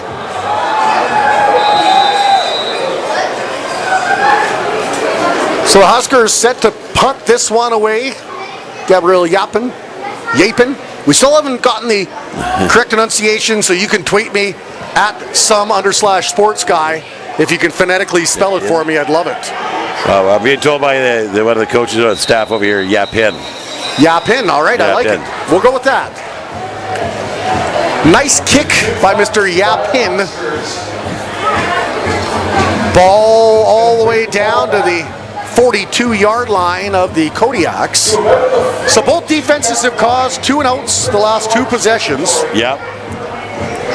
Huskers up 10-0. They wouldn't mind if this continued, this dance, longer into the night. Huskers, especially when you got your third-string quarterback in there, they could leave the ball in between the 40s for the rest of the night. They've also lost one of their starting offensive linemen in Hunter Henderson. Yep, big loss there. Plowing ahead, great tackle by the Huskers. The number 28 for the Valley Huskers. 98. 28, Jackson Boyda. He got shut down really quickly there. There's the handoff, and it's 99. 28. Yeah, 28 is Hayden Agaman. In there for the tackle. Everybody pitching in for the Valley Huskers on defense. They'll bring in 3, put the heat on, ball thrown long. Cade Cowley's got it, and then a shoestring tackle prevents the major. Junior Manyaka got turned around there, and Cade Cowley was able to reach behind him and still make that catch. Now they're starting to really target Cowley in terms of... Well, you got that size, so you put it up over top. You got the height difference. He comes back, and Manyaka is able to hold on and take him down after the fact. But he just got outbodied there by Cowley. Reminds me of when Katoy used to play for the Langley Rams. He was 6'5", so big. Yeah. You had 3 guys on him, he'd still get the ball. Thiessen fires that over to the left side and snared and picked up a gain of about 6 yards. 6 yards. Yeah, 6 yards on that one. Thiessen starting to roll. They've gotten close before. Last time they got all the way down to the 1-yard line before that. Well, I think that Cade Cowley was a big play. Here he rolls outside. The defender's trying to get through, and he's just number 9, Briere, is able to pick it off and get it out of bounds. That big play to Cowley, I think, gave him the momentum. Defense showing pressure.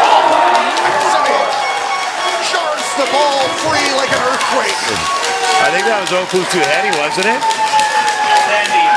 Yeah, Andy Ofusuhedi, the veteran. Rumblefish action there. Yeah, so he catches the ball, but Ofusuhedi is making sure that he doesn't catch that ball. Beautiful hit. That's one where you got to check to make sure you got your teeth still in your mouth. Yeah, and that was Myron Brown, who's been very solid tonight. Caught quite a few balls. So they're going to try and kick it and get some points on the board. All right, so it is one of the best kickers in the BCFC, Brady Harper, set up from his own 25-yard line, or pardon me, the Huskers' 25-yard line. Slices this one up. It's wide. And it goes wide. But it went out the back of the end zone, so they get a point. They get a rouge. So the Prince George Kodiaks on the board, a 10-1 scoreline. Valley Huskers set to receive the kick in just a moment. But you know what, I think that is one of the best case scenarios for the Huskers. The way that the Kodiaks were marching it down the field, Matt. Yeah. And they were able to hold them to a single point. Well, they're able to make their stops when they needed to. And that was huge.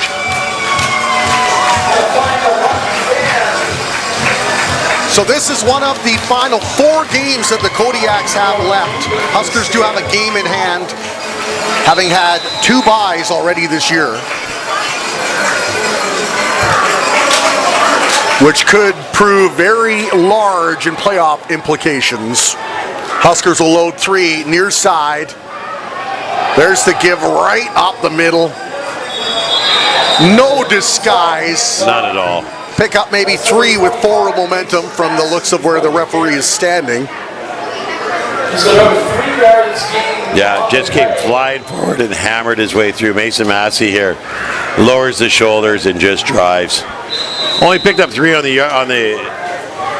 drive there, but 2 of them were after contact, so that was the fun part about that. That was the second quarter where he was really starting to roll. Yeah. Along with the offensive line. When you lose an offensive lineman, though, it can really cause a chain reaction. Right over the middle had Luke Rodriguez open, but he underthrew the target to the delight of the secondary of the Kodiaks. Cool hand Luke didn't get a hand on it. Well, and Cool Hand Luke here, he's coming one way, and the ball's a wobbler behind him. He has to go back to it there and just cannot bring it in. Pretty close.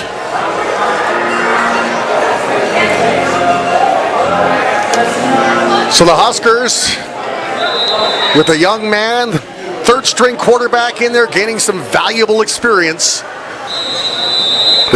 They're trying to get a man off the field in time, but I think they're going to get charged. Delay game. Too many men.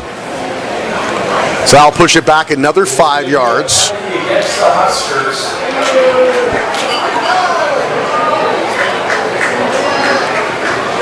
Penalties have really hurt the Huskers tonight. Not on the scoreboard, thankfully, as of yet. 10-yard penalty for too many men. Well, you could see him. He was like in a Usain Bolt, Andre DeGrasse-like sprint, trying to get off, but referees caught it.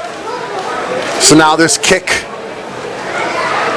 The hope is a good high one. Oh, it beautiful. Yeah, but just nailed Lord, that. all the way down to the 25-yard line, and the men in green were waiting once it was caught up.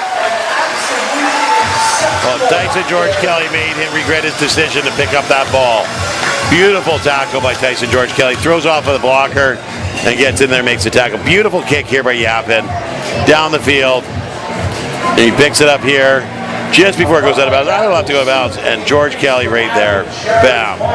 Big tackle. Rides him to the ground. And I know there are a few universities looking at Tyson George Kelly. He's just of course. Gifted athlete who played receiver last year and has made a seamless transition to defensive back. And on special teams, he's often the first man down there making the play. Thiessen rolls out left, being hunted. Flips it right over the middle, and that one caught. And Kodiaks do a nice job of the yards after catch. Once they get it, they keep those feet moving. Big first down for Prince George. Xander Shane there catches a little flip pass here, a little screen play. Gets the defender to commit to Thiessen and then flips it to Shane. And Shane picks up a first down on that run. Huskers 3-man front. Hand off to Shane. Tries to slip around the tackles, but runs into a wall of green, sealing off the left side. I said earlier, Shane needs to pop it outside and quit trying to go up the middle, but he's not having a lot of luck there either. I mean, he comes to the outside here. The defenders slow him up for the linebackers to come in and close him off, right? Really surprised they haven't tried more jet sweeps with some of the speed they have with even some of those receivers. Yeah, but it's hard to do against the Huskers because their pass rush, their ends, get upfield so quickly, and they sniff those out so fast. Thiessen drops back, feels the heat, sidesteps one tackle, plows ahead. He's got the first down, but then he takes a head plant, but he's happy to do it as Kodiaks keep it moving. One name we haven't mentioned, not because he's had a bad game, is Raiden Maston. They haven't gone anywhere near Raiden Maston tonight. And that's the thing. Like it's a testament to his skill that they don't throw to anywhere near his side of the field. And you're seeing it more and more in these games that they're playing opposite of Raiden Maston. Throw it away from Raiden Maston. And that makes it really difficult. Well, it makes it good because they're only playing half the field. Great run up the middle, stepping over to the right. Xander Shane, maybe his biggest run of the afternoon. I was going to say it's the evening now, and that's a 10-yard pickup. Hands it to Shane, and he gets behind the blocker, and he's able to just scamper forward. And yeah, you're right. It's another beautiful first down for Prince George. Good pressure from the Huskers, but Thiessen throws that long and in and out of the hands of the intended target. Looking for Brown. And see, we talk about it, and then they throw right at Maston, and then. But see, you got to overthrow your target to get it anywhere near. Well, you look at Maston here; he's right on him the whole way. The young man's becoming a star in the BCFC, Braden Maston. You can see from the other teams too, watching the game against West Shore and then in Langley, the respect other teams have for him. The best players, he's watching them, they're patting each other on the back after a big play. Yeah, exactly. Huskers down 4-man front. Thiessen trying to keep these chains moving. Second down, throws it over the middle. He's got the target and just out of his reach. It was Braden Van Sommeren, the man he was looking towards. Thiessen's over there asking for a penalty, but I don't really see one here either. I mean, there's the throw there, and he's trailing behind him. Yeah, it was just an overthrow. He's got such a powerful arm, I think. He does. Maybe he underestimates how strong those throws are, and he's just overthrowing his targets. He's got an absolute rocket of an arm. It's unbelievable that when you think about how he's just firing the ball down the field like that. It looks like they're going to kick here. This quarter just flying by, under 4 minutes to go. 10-1 lead for the Valley Huskers, set to receive the kick down at about the 10-yard line.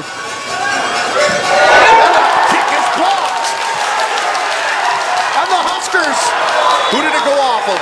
It won't matter because Huskers are going to get the ball back anyway. But 94 there, Nick Reimer thought he was going to get that ball and go for a run. He tried and who blocked the kick, Matt? Who blocked it? Braden Maston. Braden Maston gets in there, being held while he's blocking the kick. And then here goes Nick Reimer. Maston making even the broadcasters look good up here in the booth. Singing his praises, and then he delivered a hit tune there. Well, yeah. And he had a blocker all over him. That's the most impressive part of the whole thing. He's carrying the blocker with him, gets that one arm free. And it's funny because they're like, oh, they're not throwing to him. They do, and he gets beautiful coverage. And then he comes to be a difference maker in the kick game. Pressure from the Kodiaks. Oh, and then it's dropped. Oh, my goodness. That was Peyton Lake. I think he had the end zone in his sights. What a great throw ball, on too. A rope. Beautiful throw here. Just fires it away. Peyton Lake gets it, and he brings it in and bounces it off his bicep and drops it to the ground. That's got to hurt. Looked a little bit like that Australian breakdancer there in the Olympics. Had the ball up. Ball came down. Throws it right over the middle. It's caught. Over the middle, and he's still on his feet. Peyton Lake driving towards the end zone, a huge pickup inside the 20-yard line.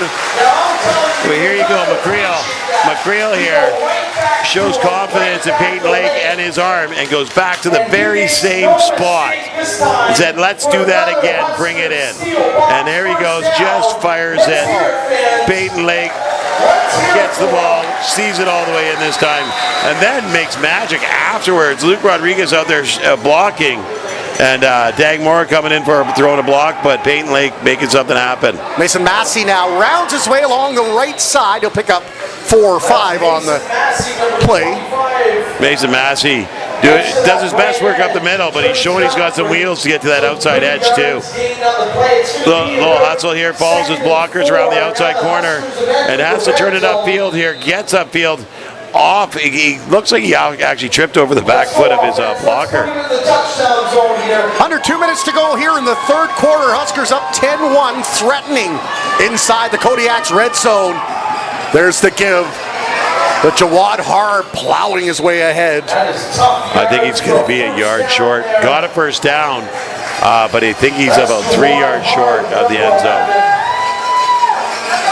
And there's Harb. Mason Massey picks up a block. Harb comes through, and it's number 5 on the Kodiaks, David Paddock, that's able to get down there and take out his ankles off underneath. Jawad Harb looking for his 6th major of the season. Comes into the game with 5. In the I formation behind McCreel. They'll go back to Harb. Plows his way ahead into the end zone. Welcome to the school of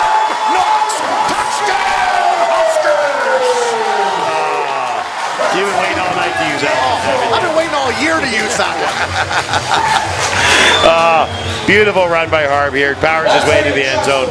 I don't think there was any doubt as soon as he handed the ball off, that he was going to find his way into the end zone there. And for the Huskers came at a perfect time. At a minute to go in the third quarter, he needed a little more breathing room and put a little more doubt in the visitors' minds.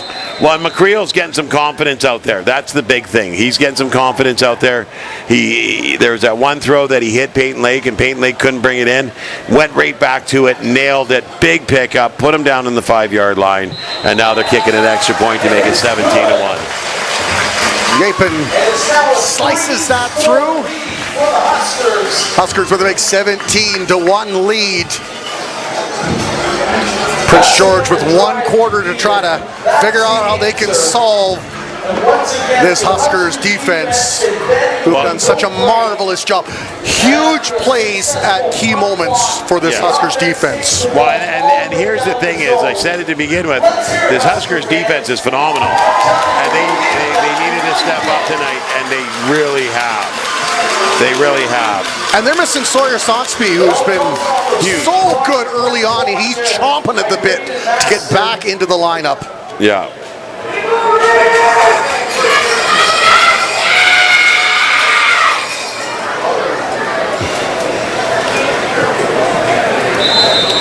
Huskers set to kick off, 1:09 to go, third quarter. Up a pair of majors and a little bit extra. This one boomed all the way down, and little trouble in the lights. Kodiaks will pick that up. Good return here though, and drives it all the way up to about the 30-yard line. We'll see where they exactly mark it down. Well, that's Myron Brown with the return here, and he does a really good job after off his hands. He's got it, but he's bounced off his hands, turns around, picks it up, and gets upfield fast, and turns on the Jets around the corner here, and is able to pick up positive yardage to give them an okay starting position. 28-yard line. Well, you know what? I think it's hard to see those kind of line drive kicks in the night lights. Definitely. Glaring at you. 100%. And especially at the parking lights over here that he's looking right into at this point too. So Saturday Night Lights in Chilliwack. Valley Huskers looking to snap a 2-game losing streak at home after facing the Okanagan Sun and West Shore Rebels in back-to-back games here.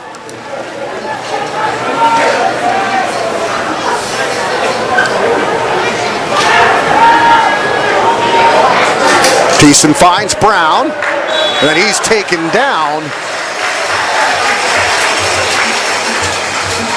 Aiden Harker, 31 there. He is backing up on the play, but when he realized the ball was in the air and he cuts back forward, he's there to able to make the tackle right away. Brown gets the ball, but Harker gets a hold of him, brings him down. You just want to eliminate those yards after catch. If you can do that, you've done a good job as a defense. Well, and Brown is such a precise route runner. He does a great little, he looks like he's about to take off, so Harker starts the back pedal, and then he breaks down. Huskers bring the house. Is that going to be a penalty with the late roll in there? And you knew it was coming. 54 for the Huskers. Jackson Saunders will be the penalized player as the pass was underthrown. I'm not sure if I think there's a penalty here because he can't tell. See, as his back's to him, can't see the ball. And,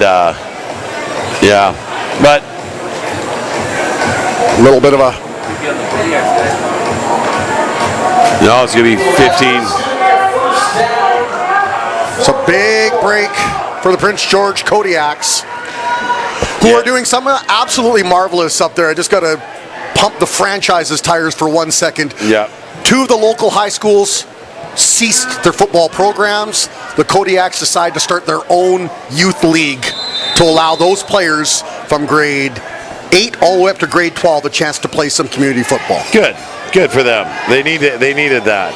It's good. Oh. A long throw caught to the end zone. It's a touchdown, Kodiaks. And it's Cade Cowley. Cale Cowley, pardon me. Yeah. Cale Cowley does a really good job here of getting separation, and Thiessen sees it and delivers the ball nicely. And instead it's a foot race there, and just couldn't get a hold of him. Got legs that stretch from here to Yarrow.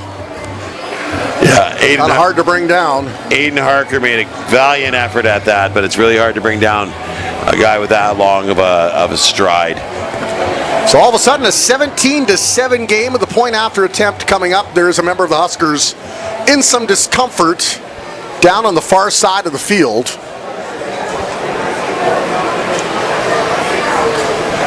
Good news is they're on the knees and being looked at now by the athletic trainer. I think maybe number 31, Aiden Harker over there. And might have caught a foot while he was making that dive for the tackle there. That's always a dangerous one because it's easy to catch that hoof coming back, right? So here's the question now. We saved up all the offense for the final quarter of this football game, as it was pretty much a stalemate throughout the majority of the game, and then Huskers scored a touchdown with Jawad Harb on the 1 or 2 yard plunge, and then Cowley with the reception, a deep one for the touchdown. I think you're going to see a lot of intensity here in the second half, or in the fourth quarter. It's already the second half, especially from Prince George. They're going to be pushing. Yeah, that's number 31, Aiden Harker. They're getting up slowly, but he got up and he's walking himself off the field. Hope you're okay, Aiden. Kick is up and through, and it's now 17-8. Final play of the third quarter. So this fourth quarter, I think you're going to watch the Huskers defense try and stand tall, and the offense protect the ball here. And Prince George is going to have to press. They're going to have to come at them hard on defense, and they're going to have to make big plays on offense. Halftime, 15 minutes to go in Nanaimo, and it's a 35-0 score for the visiting West Shore Rebels. We're trying to keep pace with the Okanagan Sun after they knocked off the Langley Rams in a thrilling game earlier today. So Rams remain in third place. Sun are undefeated so far, I believe. And what about West Shore? West Shore has the one loss to the Sun. Okay, they have played. Do they play a second time? I believe they meet each other one more time, which, if that's the case, it's going to be maybe the game of the year. You would think so.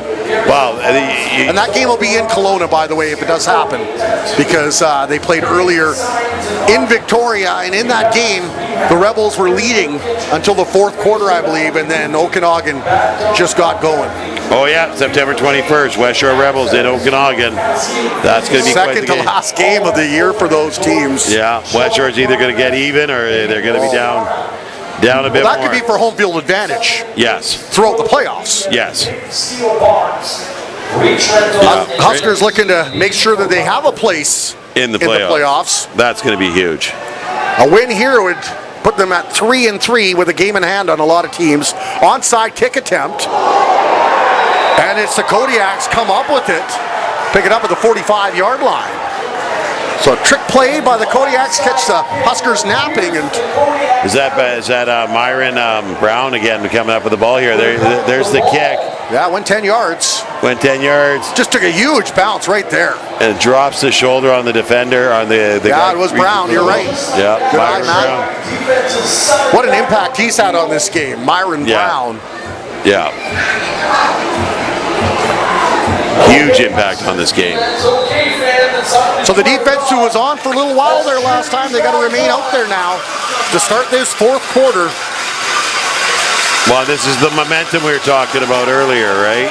Pressure the Huskers, and they bring Thiessen down. Andy Opusuhedi came in there. He's not happy about not getting off the field here. And you can see that in this play. So you got Banal gets in there, but Opusuhedi splits them all and comes flying in. You had Banal on one side, and I'm not sure who's on the far side. I couldn't pick up the number on it. That is a huge loss of 10 yards on that play. Wow. And Thiessen's not walking too sturdy there either. Opusuhedi's not a light hit. Kodiaks look to go back in the air, and they will. Not enough for the first down, I don't think. I think they're a few yards short. Not going to be enough for a first down. No, looks like he's going to be maybe just it is. past. Yeah. Way to recoup those yards right away, Thiessen. And that's Myron Brown again. Wow. Gets the catch. What a play. Defender makes a big play on it, but he just gets underneath that. Long conversion for the Kodiaks. Sawyer Thiessen has really grown into this game. Quarterback for the Prince George Kodiaks. Jamie Borum, the head coach, talked about he wanted more of his players to raise and compete to his level. The handoff, Xander Shane tries to juke his way around, and then he's met by about 4 Huskers in the interior, and he's dropped after a very short game. Well, I think the Huskers here, they're tired, they're hot, they want to get off the field. They're going to make some big plays here and not let anything up the middle, that's for sure. I like what they were doing with Shane earlier with the screens and the little tosses and the fake outs. To go back to just try power running up this middle, it hasn't been effective for them this game. Thiessen now checks, man wide open in Brown. Why not go to him? He's been so good that he's hammered down by who else? Andy Ofusuheni. Well, and here's the thing is, why is Myron Brown that open? Where is the defender on this play here? Well, I think they're just sitting in zone coverage, and he found the little pocket. There's no one in that zone. the zone has been vacated. The zone has been vacated by the defenders. And that smart play by Myron Brown. Thiessen sees it and delivers that ball. Thiessen and the Kodiaks driving. Ball at the 20-yard line.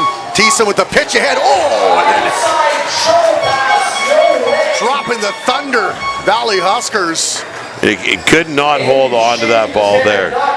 Wow. And I was just saying, I like those little toss plays and the screens like that, and he flips the screen out there. He could not bring it in. And Andy Ofusuheni's there one more time to drop the boot.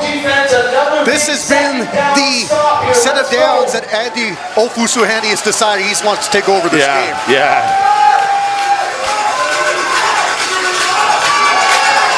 Right over the middle. Intercepted! Valley Huskers with the ball. They try to strip it out of his hands. Oh, mama, what a massive play for the Valley Huskers. And it is number 7 with his second big play in this football game. Well, John Banal, Mr. Ohio, says, Ohio, Mr. Ball. The Ohio man. The Ohio man makes a play here. And it's funny, like I said earlier, Mom and Dad are here, so he showed up to show off for Mom and Dad. Good job, John Banal. He has been the leading tackler for the Huskers, but he's got a touchdown tonight and a huge interception when the Huskers desperately needed it here in the fourth quarter. Yeah. I met them earlier before the game. 4-man front for the Kodiaks as they bring lots of pressure. McCreel, wide open man, Luke Rodriguez, and he'll haul that in for a gain of about 30 yards. Luke Rodriguez convinced everybody on the Prince George Kodiaks he wasn't there because they didn't bother to cover him. And McCreel sees him wide open down the middle, a little bit high, so he couldn't get going after the fact. Number 20, Tegan Morin was able to come in and shut him down right away, but beautiful catch to move the ball down the field. There's a give now. Straight up ahead, it's at Inside handoff. was that Matt with Jawad Harb, and nowhere to run there. Good play by the Kodiaks interior line to stuff that attempt, and that'll bring up 2nd and 10. Well, McCreel does the run play option here, and I think he holds on to it a little too long, and it doesn't let Harb to get shot out of the shotgun there. McInnes was holding on to the jersey, making sure his teammates came in to wrap up Harb. Pressure once again from the Kodiaks, and McCreel drops the ball. Kodiaks will pick it up. Luke Rodriguez in there, takes him down with a massive tackle to prevent the major. The Swiss Army knife of the Huskers prevents 6 points going on the board. Oh, geez. I mean, we say it every game. Is there anything Luke Rodriguez can't do? Because he just took down one of the biggest guys on that defense. So here's the ball gets dropped there, and it's JJ Aboyga that picks it up. But here comes the wheels of Luke Rodriguez, and he's right in there. He throws his body into those calves and takes him down. Yeah, boy, he's from London, England. He's a big guy. 6'3", 240, I believe they said. Wow. And he's got some speed to him. Luke Rodriguez had to really speed up to catch him. Both defenses have come up with big plays here. That pass underthrown. Braden Maston was lurking in the shadows just in case. Well, and that's the thing with Braden Maston is he's always in the spot where the quarterback's got to adjust his throw back. And Myron Brown's going to come back to the ball, and there's just no room for it. No surprise they've got Maston watching Brown with how he's kind of evolved into this game and some of the plays he's made. You got to keep best on best here. 9:41 remaining here in the fourth quarter. It's a 17-8 lead for the hosts who are on defense. Kodiaks pressing. Huskers show pressure, overthrown by Thiessen. That big gun blasts a little high and wide. A little bit too high there. That's going to bring up a big third down, and we may see Harper and the kicking unit come out, try to get some more points on the board. It should be about a 35-yarder if they go for it. Yeah, and I think they're going to go for the kick here because he's one of the best kickers in the BCFC, and they can make it a one-score game here with a field goal with 9.5 minutes left in the game. So smart play here by the Kodiaks to take the points now and not push it. That'll be a 33-yarder, well within his range. Hold, and the kick is up. And that one will go right through the uprights, and it is a 17-11 game. Still a defensive battle, but huge defensive battle. I mean, they're not in a position to kick that field goal if not for that defensive play. The defense has really turned things around here for both teams. Well, I think the defensive coordinator had a couple of nice calls for the Kodiaks, putting lots of pressure on the young quarterback and able to cause the fumble. That was huge. That was very huge. So Huskers will take it at the 35-yard line and see what kind of response they can get here. I think more importantly, they just want to keep a drive alive and get a few points on the board. Yeah, 100%. Keep the defense off the field for a while, let them rest, get some fluids in them. Yeah, there have been a lot of up and down, back and forth. That defense needs a break, and the offense here is ready to take over.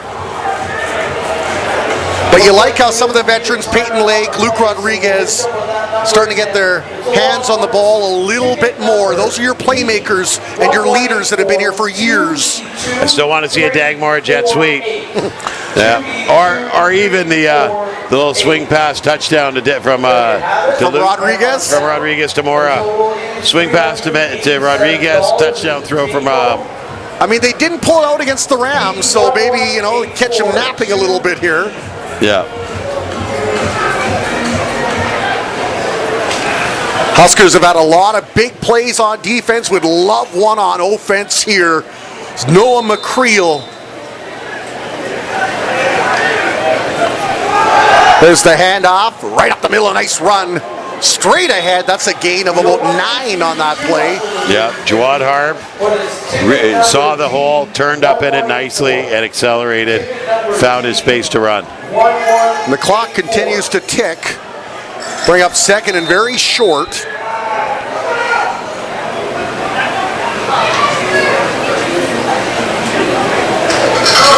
These offensive linemen will love to get back to a few running plays just to get to be the ones pushing again. Yeah. Kodiaks will load up the line, but it ain't going to matter.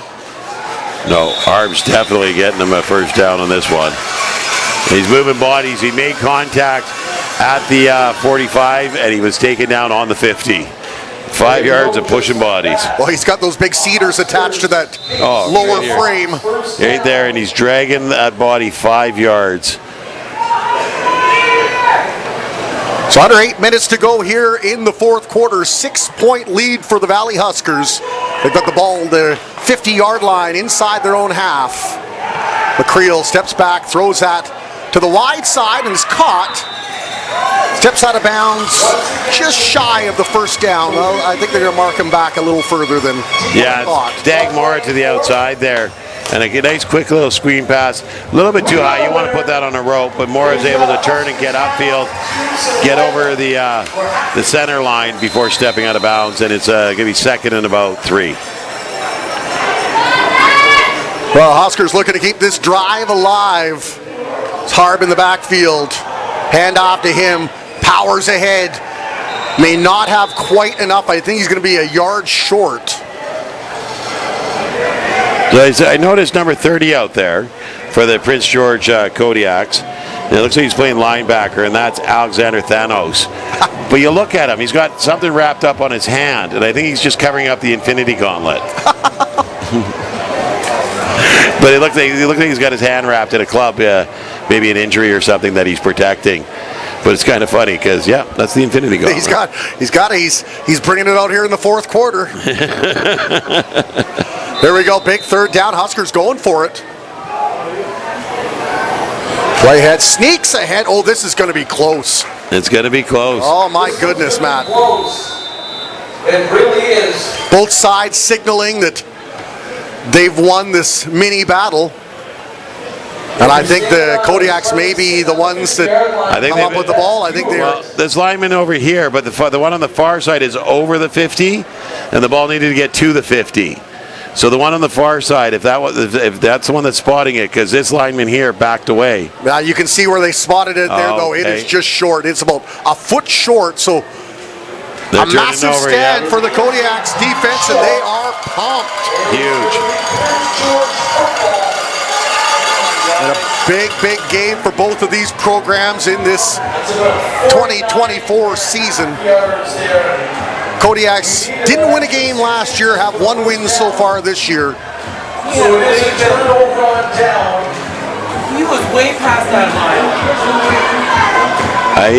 You're watching the replay here, and the referees don't have the luxury of the replay, but seeing it here, it looks a lot closer to where they spotted it, that's for sure.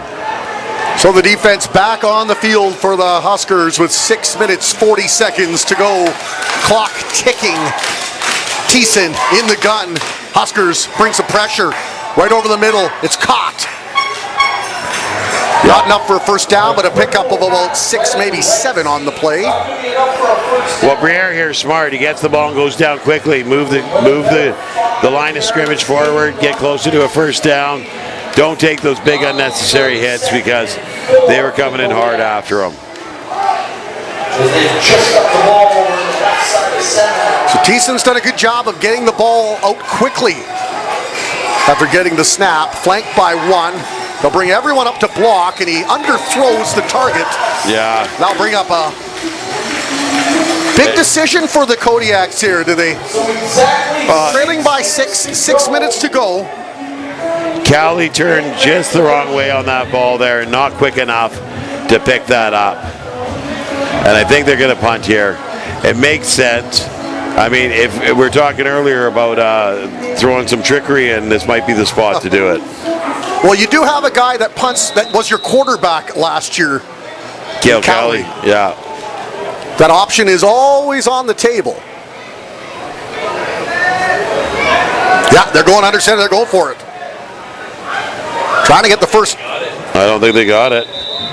Well, I don't know about this. So are we going to have our second straight defensive stand on both sides? I think so, because if you look, the linesmen are walking in, marking it short of the 50, and they needed to get over the 50.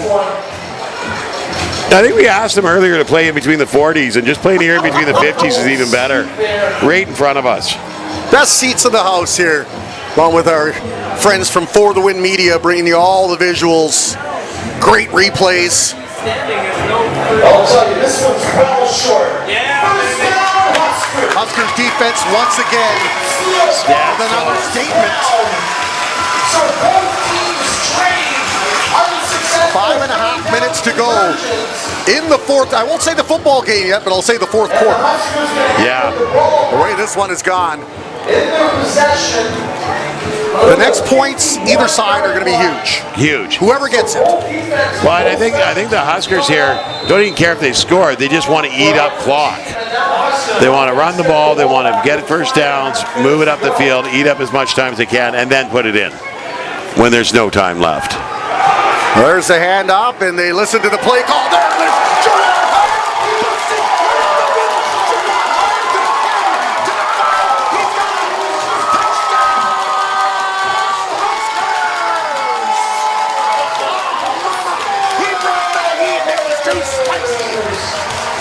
Or you can ignore what I said and just run for a touchdown now.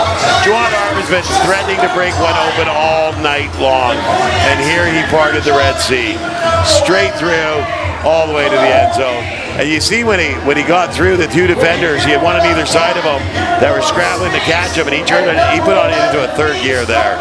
That was impressive. So here's the snap, here's the handoff, comes back, and he's gone. Beautiful blocks, splits those two last defenders, and they're not getting anywhere near him. 60 yards plus for Jawad Harb. Busts this game open. Japin manages to pierce that through the uprights, and the Huskers with a 24-11 lead. Second major for number 11. And finally gets free to make it That was something else. That was a really nice run. Really nice run. And he just followed his blocks, walked through the valley, and down into the end zone. What a game we've had. It's been in doubt. For the majority of it, it's still not signed, sealed, and delivered, but you can breathe a little bit easier now after a big touchdown with 5 minutes to go in the fourth quarter.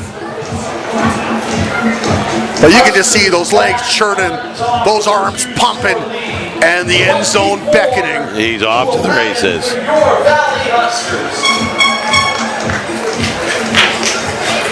Noah McCreel, I think the young man's done a real nice job of helping to manage this game and come in a very difficult position. Yep, he's made some very, very good plays. He's not hurt the team coming in as the backup to the backup. Right? And you got to think of it that way. Like Tyron Duval's a starter, Jacob Davies a backup. He goes down, and now you're the third string quarterback. You don't get a lot of first string throws in practice. You're thrown to the coaches, basically. Yes, yeah. Heavy hit there by Junior Munyaka. Takes down Mr. Brown. Well, Munyaka's had a great game today, too. And here he stops Myron Brown, who is getting ahead of steam. So you got the big kick here, and Brown's able to. He runs right at the defenders here, which kind of gets him flat-footed, and then past him. And they can't wrap his waist, but Munyaka rides those shoulder pads to the ground beautifully. Let's go Huskers team. Shut it down. So this is a big set of downs here. I think we've said this almost every set of downs. It's just been so tight. It is. Thiessen. 3 on the left side. He'll roll out right, do a check, throws it deep, and overthrows the intended target. 2 Huskers were there in coverage. Yeah, and it's Cale Cowley, so it's the throw it high thought, and he's going to get to it, but he threw it too far. So here he's got it just too far outside Cowley that he can't get that hand up there and pull it in. Now Cale's just a phenomenal athlete, and he's going to give you everything he got there, but he just didn't have those extra 3 inches. Did Thiessen, does he ever get a lot of air under those throws though, doesn't he? Yeah, he does. He's a really good arm, really strong arm. He's got to tone that down, bring that down just a bit. Not tone it down, scale it back. Just Huskers with some pressure now. Thiessen scrambling for his life, and he's taken down as that one's thrown into the dirt. Good pursuit and recovery by the Huskers front 4. Well, Nick Reimer has been playing the outside here and just getting after him all game long. And so Reimer he cut into the middle, cuts underneath the big 71 there, and is able to chase him down and force that throw. Some of our Valley Huskers will be available to sign autographs for anybody interested in it. So it's not 3 downs every time for the Kodiaks yet, but I think the next time they have the ball, they're going to be in that territory. Well, yeah. They're down by 13, so that's 2 majors. 4:20, the clock continuing to tick. Let's watch this one. There is a huge conversation there, so. Cowley waiting at his own 35-yard line. Yeah, he's going to throw it. Has the man open. Another interception for the Valley Huskers. And that is cool hand Luke with the interception there. He's back for the kick, and he read that the whole way. It was coming downhill. I mean, he is just there on every play.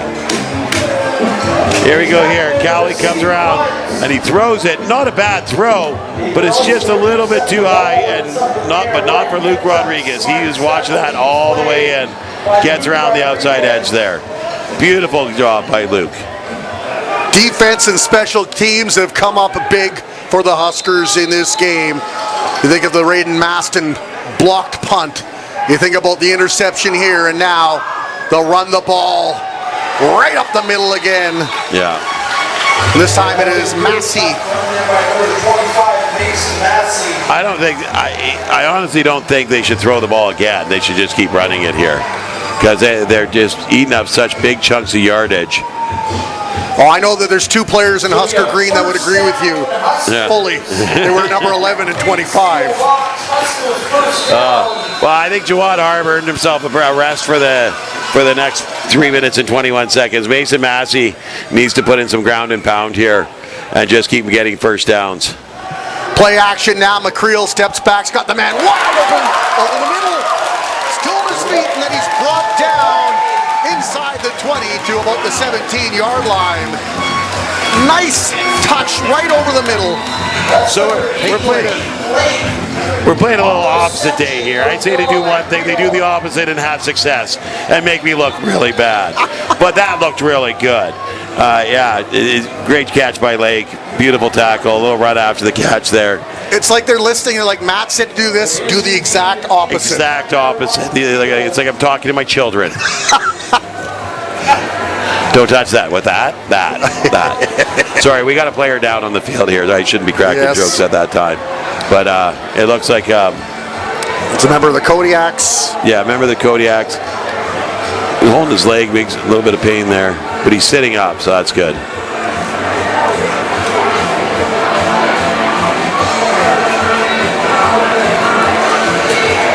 But what I like what the Huskers have done, they've gotten Peyton Lake and Luke Rodriguez really involved in the game plan as this game has marched along. And they've come up with some great moments. 2 veterans that have been here for a while that have put in the reps, bided their time to help lead this team. As we see 15. Aiden Leslie, he's had a couple big plays tonight, and he's getting helped off there by the training staff, not able to put any weight on that foot. You hate to see that. Yeah, he's had a good game today. I hope he bounces back. 3 minutes to go here in the 4th quarter. The Huskers up by 13. They have the ball down at the 16-yard line. Selfishly, I'd love to see number 11 back in the game just to see if he can get a hat trick. Yeah, I know, and me as well. But at this point, you want to keep him healthy, because he's going to be what you need in 2 weeks against Langley. I absolutely agree. Because next week's Kamloops, is it not? Yeah, they're in Kamloops next week. Yeah. And then they return home for the huge game here. Now is a jet sweep. Oh, I've been waiting for one of these. And it's number 3, Colby Johnson. Three's Dagmora. Dagmora, pardon me. Yeah, and that's the big thing with Dagmora here. He gets around that outside edge and hits those jets. And he is the definition of jet sweep. Does it so well. I love it. Here he comes fast. Nice little toss up to him. Turns upfield and just lays into bodies. There's a flag after the fact. But it was pushing and shoving. So they're saying first down still. Oh, yeah, it looks like it's against the Kodiaks. Flag goes against Prince George. After the play was down, Mora went to get up and was pushed back down. That's just frustration. And that's the flag, and then the flag came out. So now that it's going to be on the goal line. No, 5-yard line. Chance for maybe Massey. No, it's right on the goal line. Right on the goal line. Yeah. First and goal. Inches away from the promised land. There's the give. Met by the Kodiaks. Still fighting. Just not going to get it punched in there. The will was strong. Oh, the ball got turned over. Someone stripped the ball out of his hands there. Play stayed alive. The Kodiaks actually ripped the ball. So here you go. Oh no, it's Harb. They did bring Harb out there, and he's fighting to get forward there. Still fighting, and then goes down there. So I think that ball, the ball had come loose. He's got the ball over there, okay. All right, now we see what happened there. But they're going to be on the 2-yard line. Long way to go and a short time to get there. 2.5 minutes remaining in the fourth quarter. Huskers defense has been so good. Only burned once on a long reception by Cowley. Other than that, they've been absolutely perfect.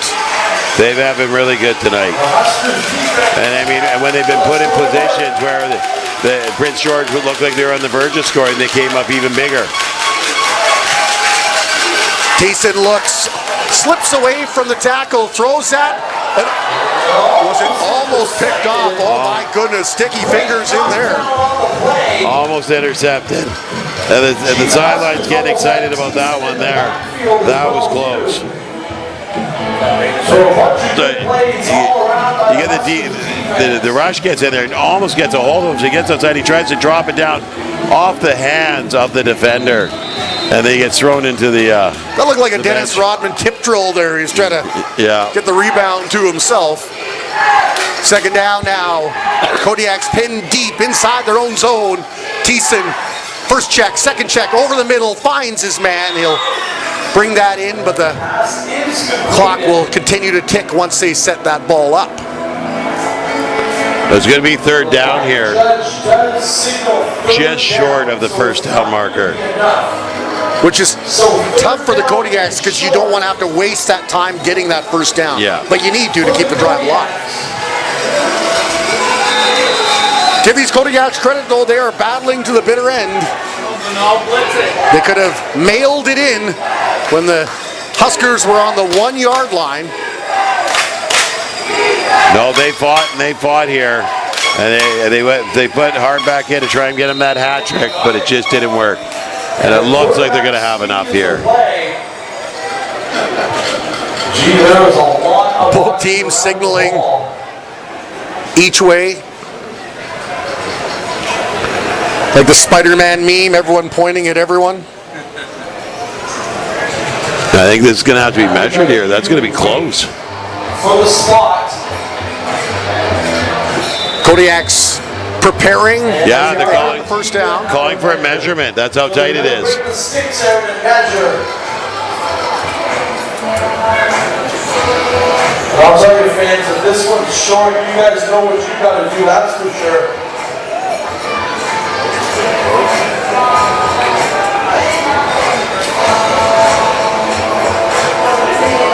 Very, very interesting here. Key moment. Kodiaks down just under 2 majors. And it is a first down. It is a first down, just a first down. So the Kodiaks stay alive in this game. We've already seen them recover an onside kick. Against Prince George, their first down. The Kodiaks don't give up. I mean, the Prince George Kodiaks are a tough football team. They come in and they fight from beginning to end, and they do not give up. You really have to bring your A game against them. Huskers defense has done just that. They'll be called on to do it one more time here. High snap to Thiessen, feeling the pressure, throws that out. Caught by Cowley, trying to charge ahead. And then he's driven out of bounds. And it's John Pinal. It wraps him up there. Wrapping up the tree trunks. Good job. And taking him out of bounds. Holds the receiver up. Good news for the Kodiaks, that freezes the clock as he stepped out of bounds, but almost stripped the ball away from him, but then had the presence once he realized he couldn't to make sure he tackled him properly. He's fought him hard there, yeah, that's for sure. Kel Callie's a tough tackle because he's so long, and he can get good leverage with his legs. Thiessen now as the Huskers will rush 4. They'll find Cowley over the middle, and he's brought back. Yeah, but his forward momentum's going to put him right near the first down marker. He's still going to be short, but he's going to be near it.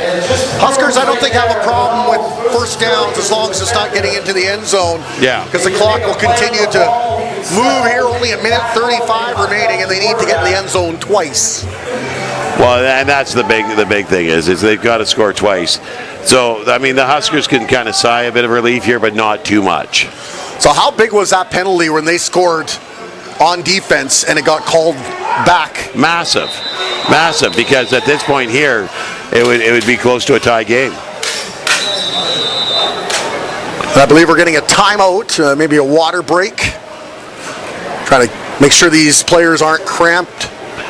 Well, and it's a smart call by the Kodiaks to call a timeout. Get their guys some water. It's a minute 35. They need to score quickly, onside kick, get the ball and score quickly again. It's a tough task against a Huskers D that has been very stingy. And I love how different members of the defense have stepped up when they've needed to. You've had the defensive line hunting the quarterback all night. You've had Banal with some big plays, Maston big plays, Ofusuhene, some huge hits. Everybody's stepping up and taking ownership of this defensive unit. 100%. Manyaka, he's been phenomenal tonight. Banal, like Ofusuhene, all of them. George Kelly, and then you got Raiden Maston, who just shuts down his corner by being there. He's not just an island, he's a peninsula. It's Maston Peninsula.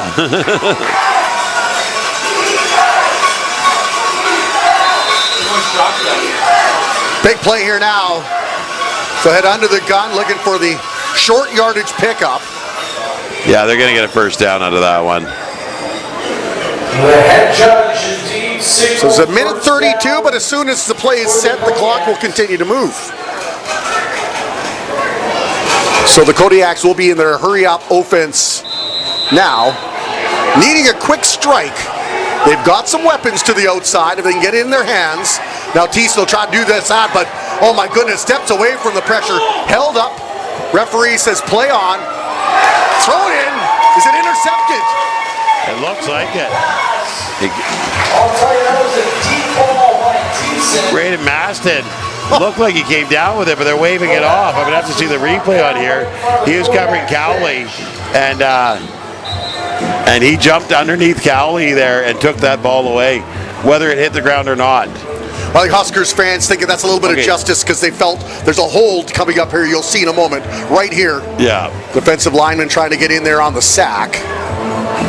Oh, no, to get knocked down. Okay, they get knocked down. Just a great defensive play by Maston, though. Yeah. Put himself between the body and the receiver. And then climbed the ladder. Because you look at it, Cowley's got 4 or 5 inches on Maston. And Maston's a tall guy.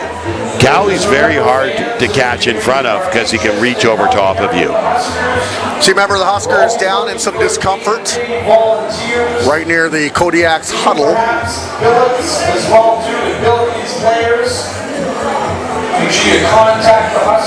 There'll be not much rest for the Huskers the rest of the way. They've had their 2 bye weeks already. Yeah.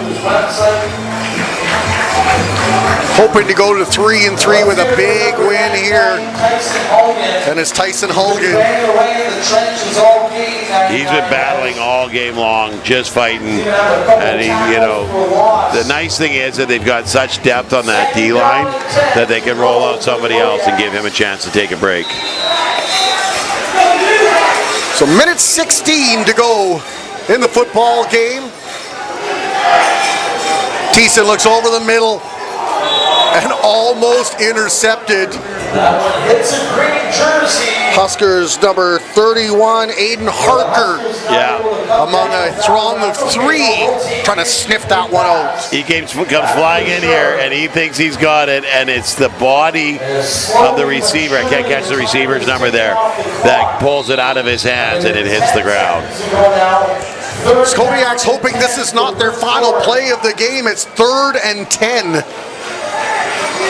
Just a minute 10 remaining in the 4th. Thiessen steps back. Huskers bring the pressure over the middle to the big man. Cowley claws his way ahead up to the 40-yard line. Well, and Cowley's showing his versatility here. I mean, like you said, last year he's quarterback. This year he's playing receiver, and he's doing a bang-up job of it. He's really making some big catches when his team needs him to. Phenomenal young man, phenomenal football player. Under a minute to go. Huskers bring some pressure. Thrown up high. That was a good defensive play. Harker again. Yeah, and he gets turned around here looking for the ball, but he's riding at the receiver the whole way. The receiver was looking for an interference penalty, but Harker's got turned around, and he's just putting his body between the receiver and the ball.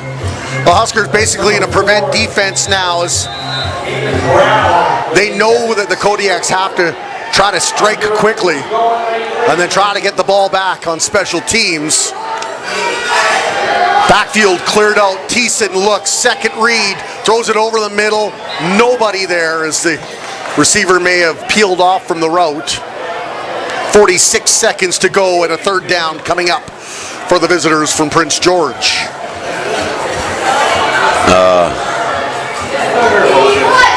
And just great pressure from this defensive line, no matter who's out there. 3-man front, 4-man front. They're making Thiessen have to make very quick decisions. Well, and I think he was thinking Cowley was going to keep running on that, and Cowley peeled off and kind of curled back. So miscommunication on that one. And it's tough at this point, too. You know the clock's ticking away, and you've got to score twice. So you've got to make big plays here. And there goes Thiessen. Ball the 40-yard line. He'll throw that, and he had the receiver. He had it.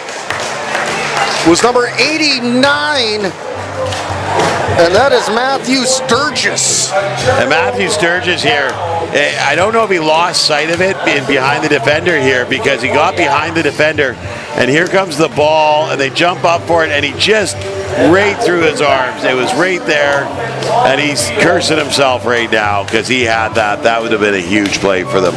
And it's almost like the defender was a screen. Yeah, exactly. Kind of took away his line of sight, and so the Huskers now will have the ball up 13 points with 37.8 seconds to go. And we'll see if this young quarterback can ride this one out. You know that they're going to be going for a strip on Massey as he tries to wind his way through. Massey's not content with a first down.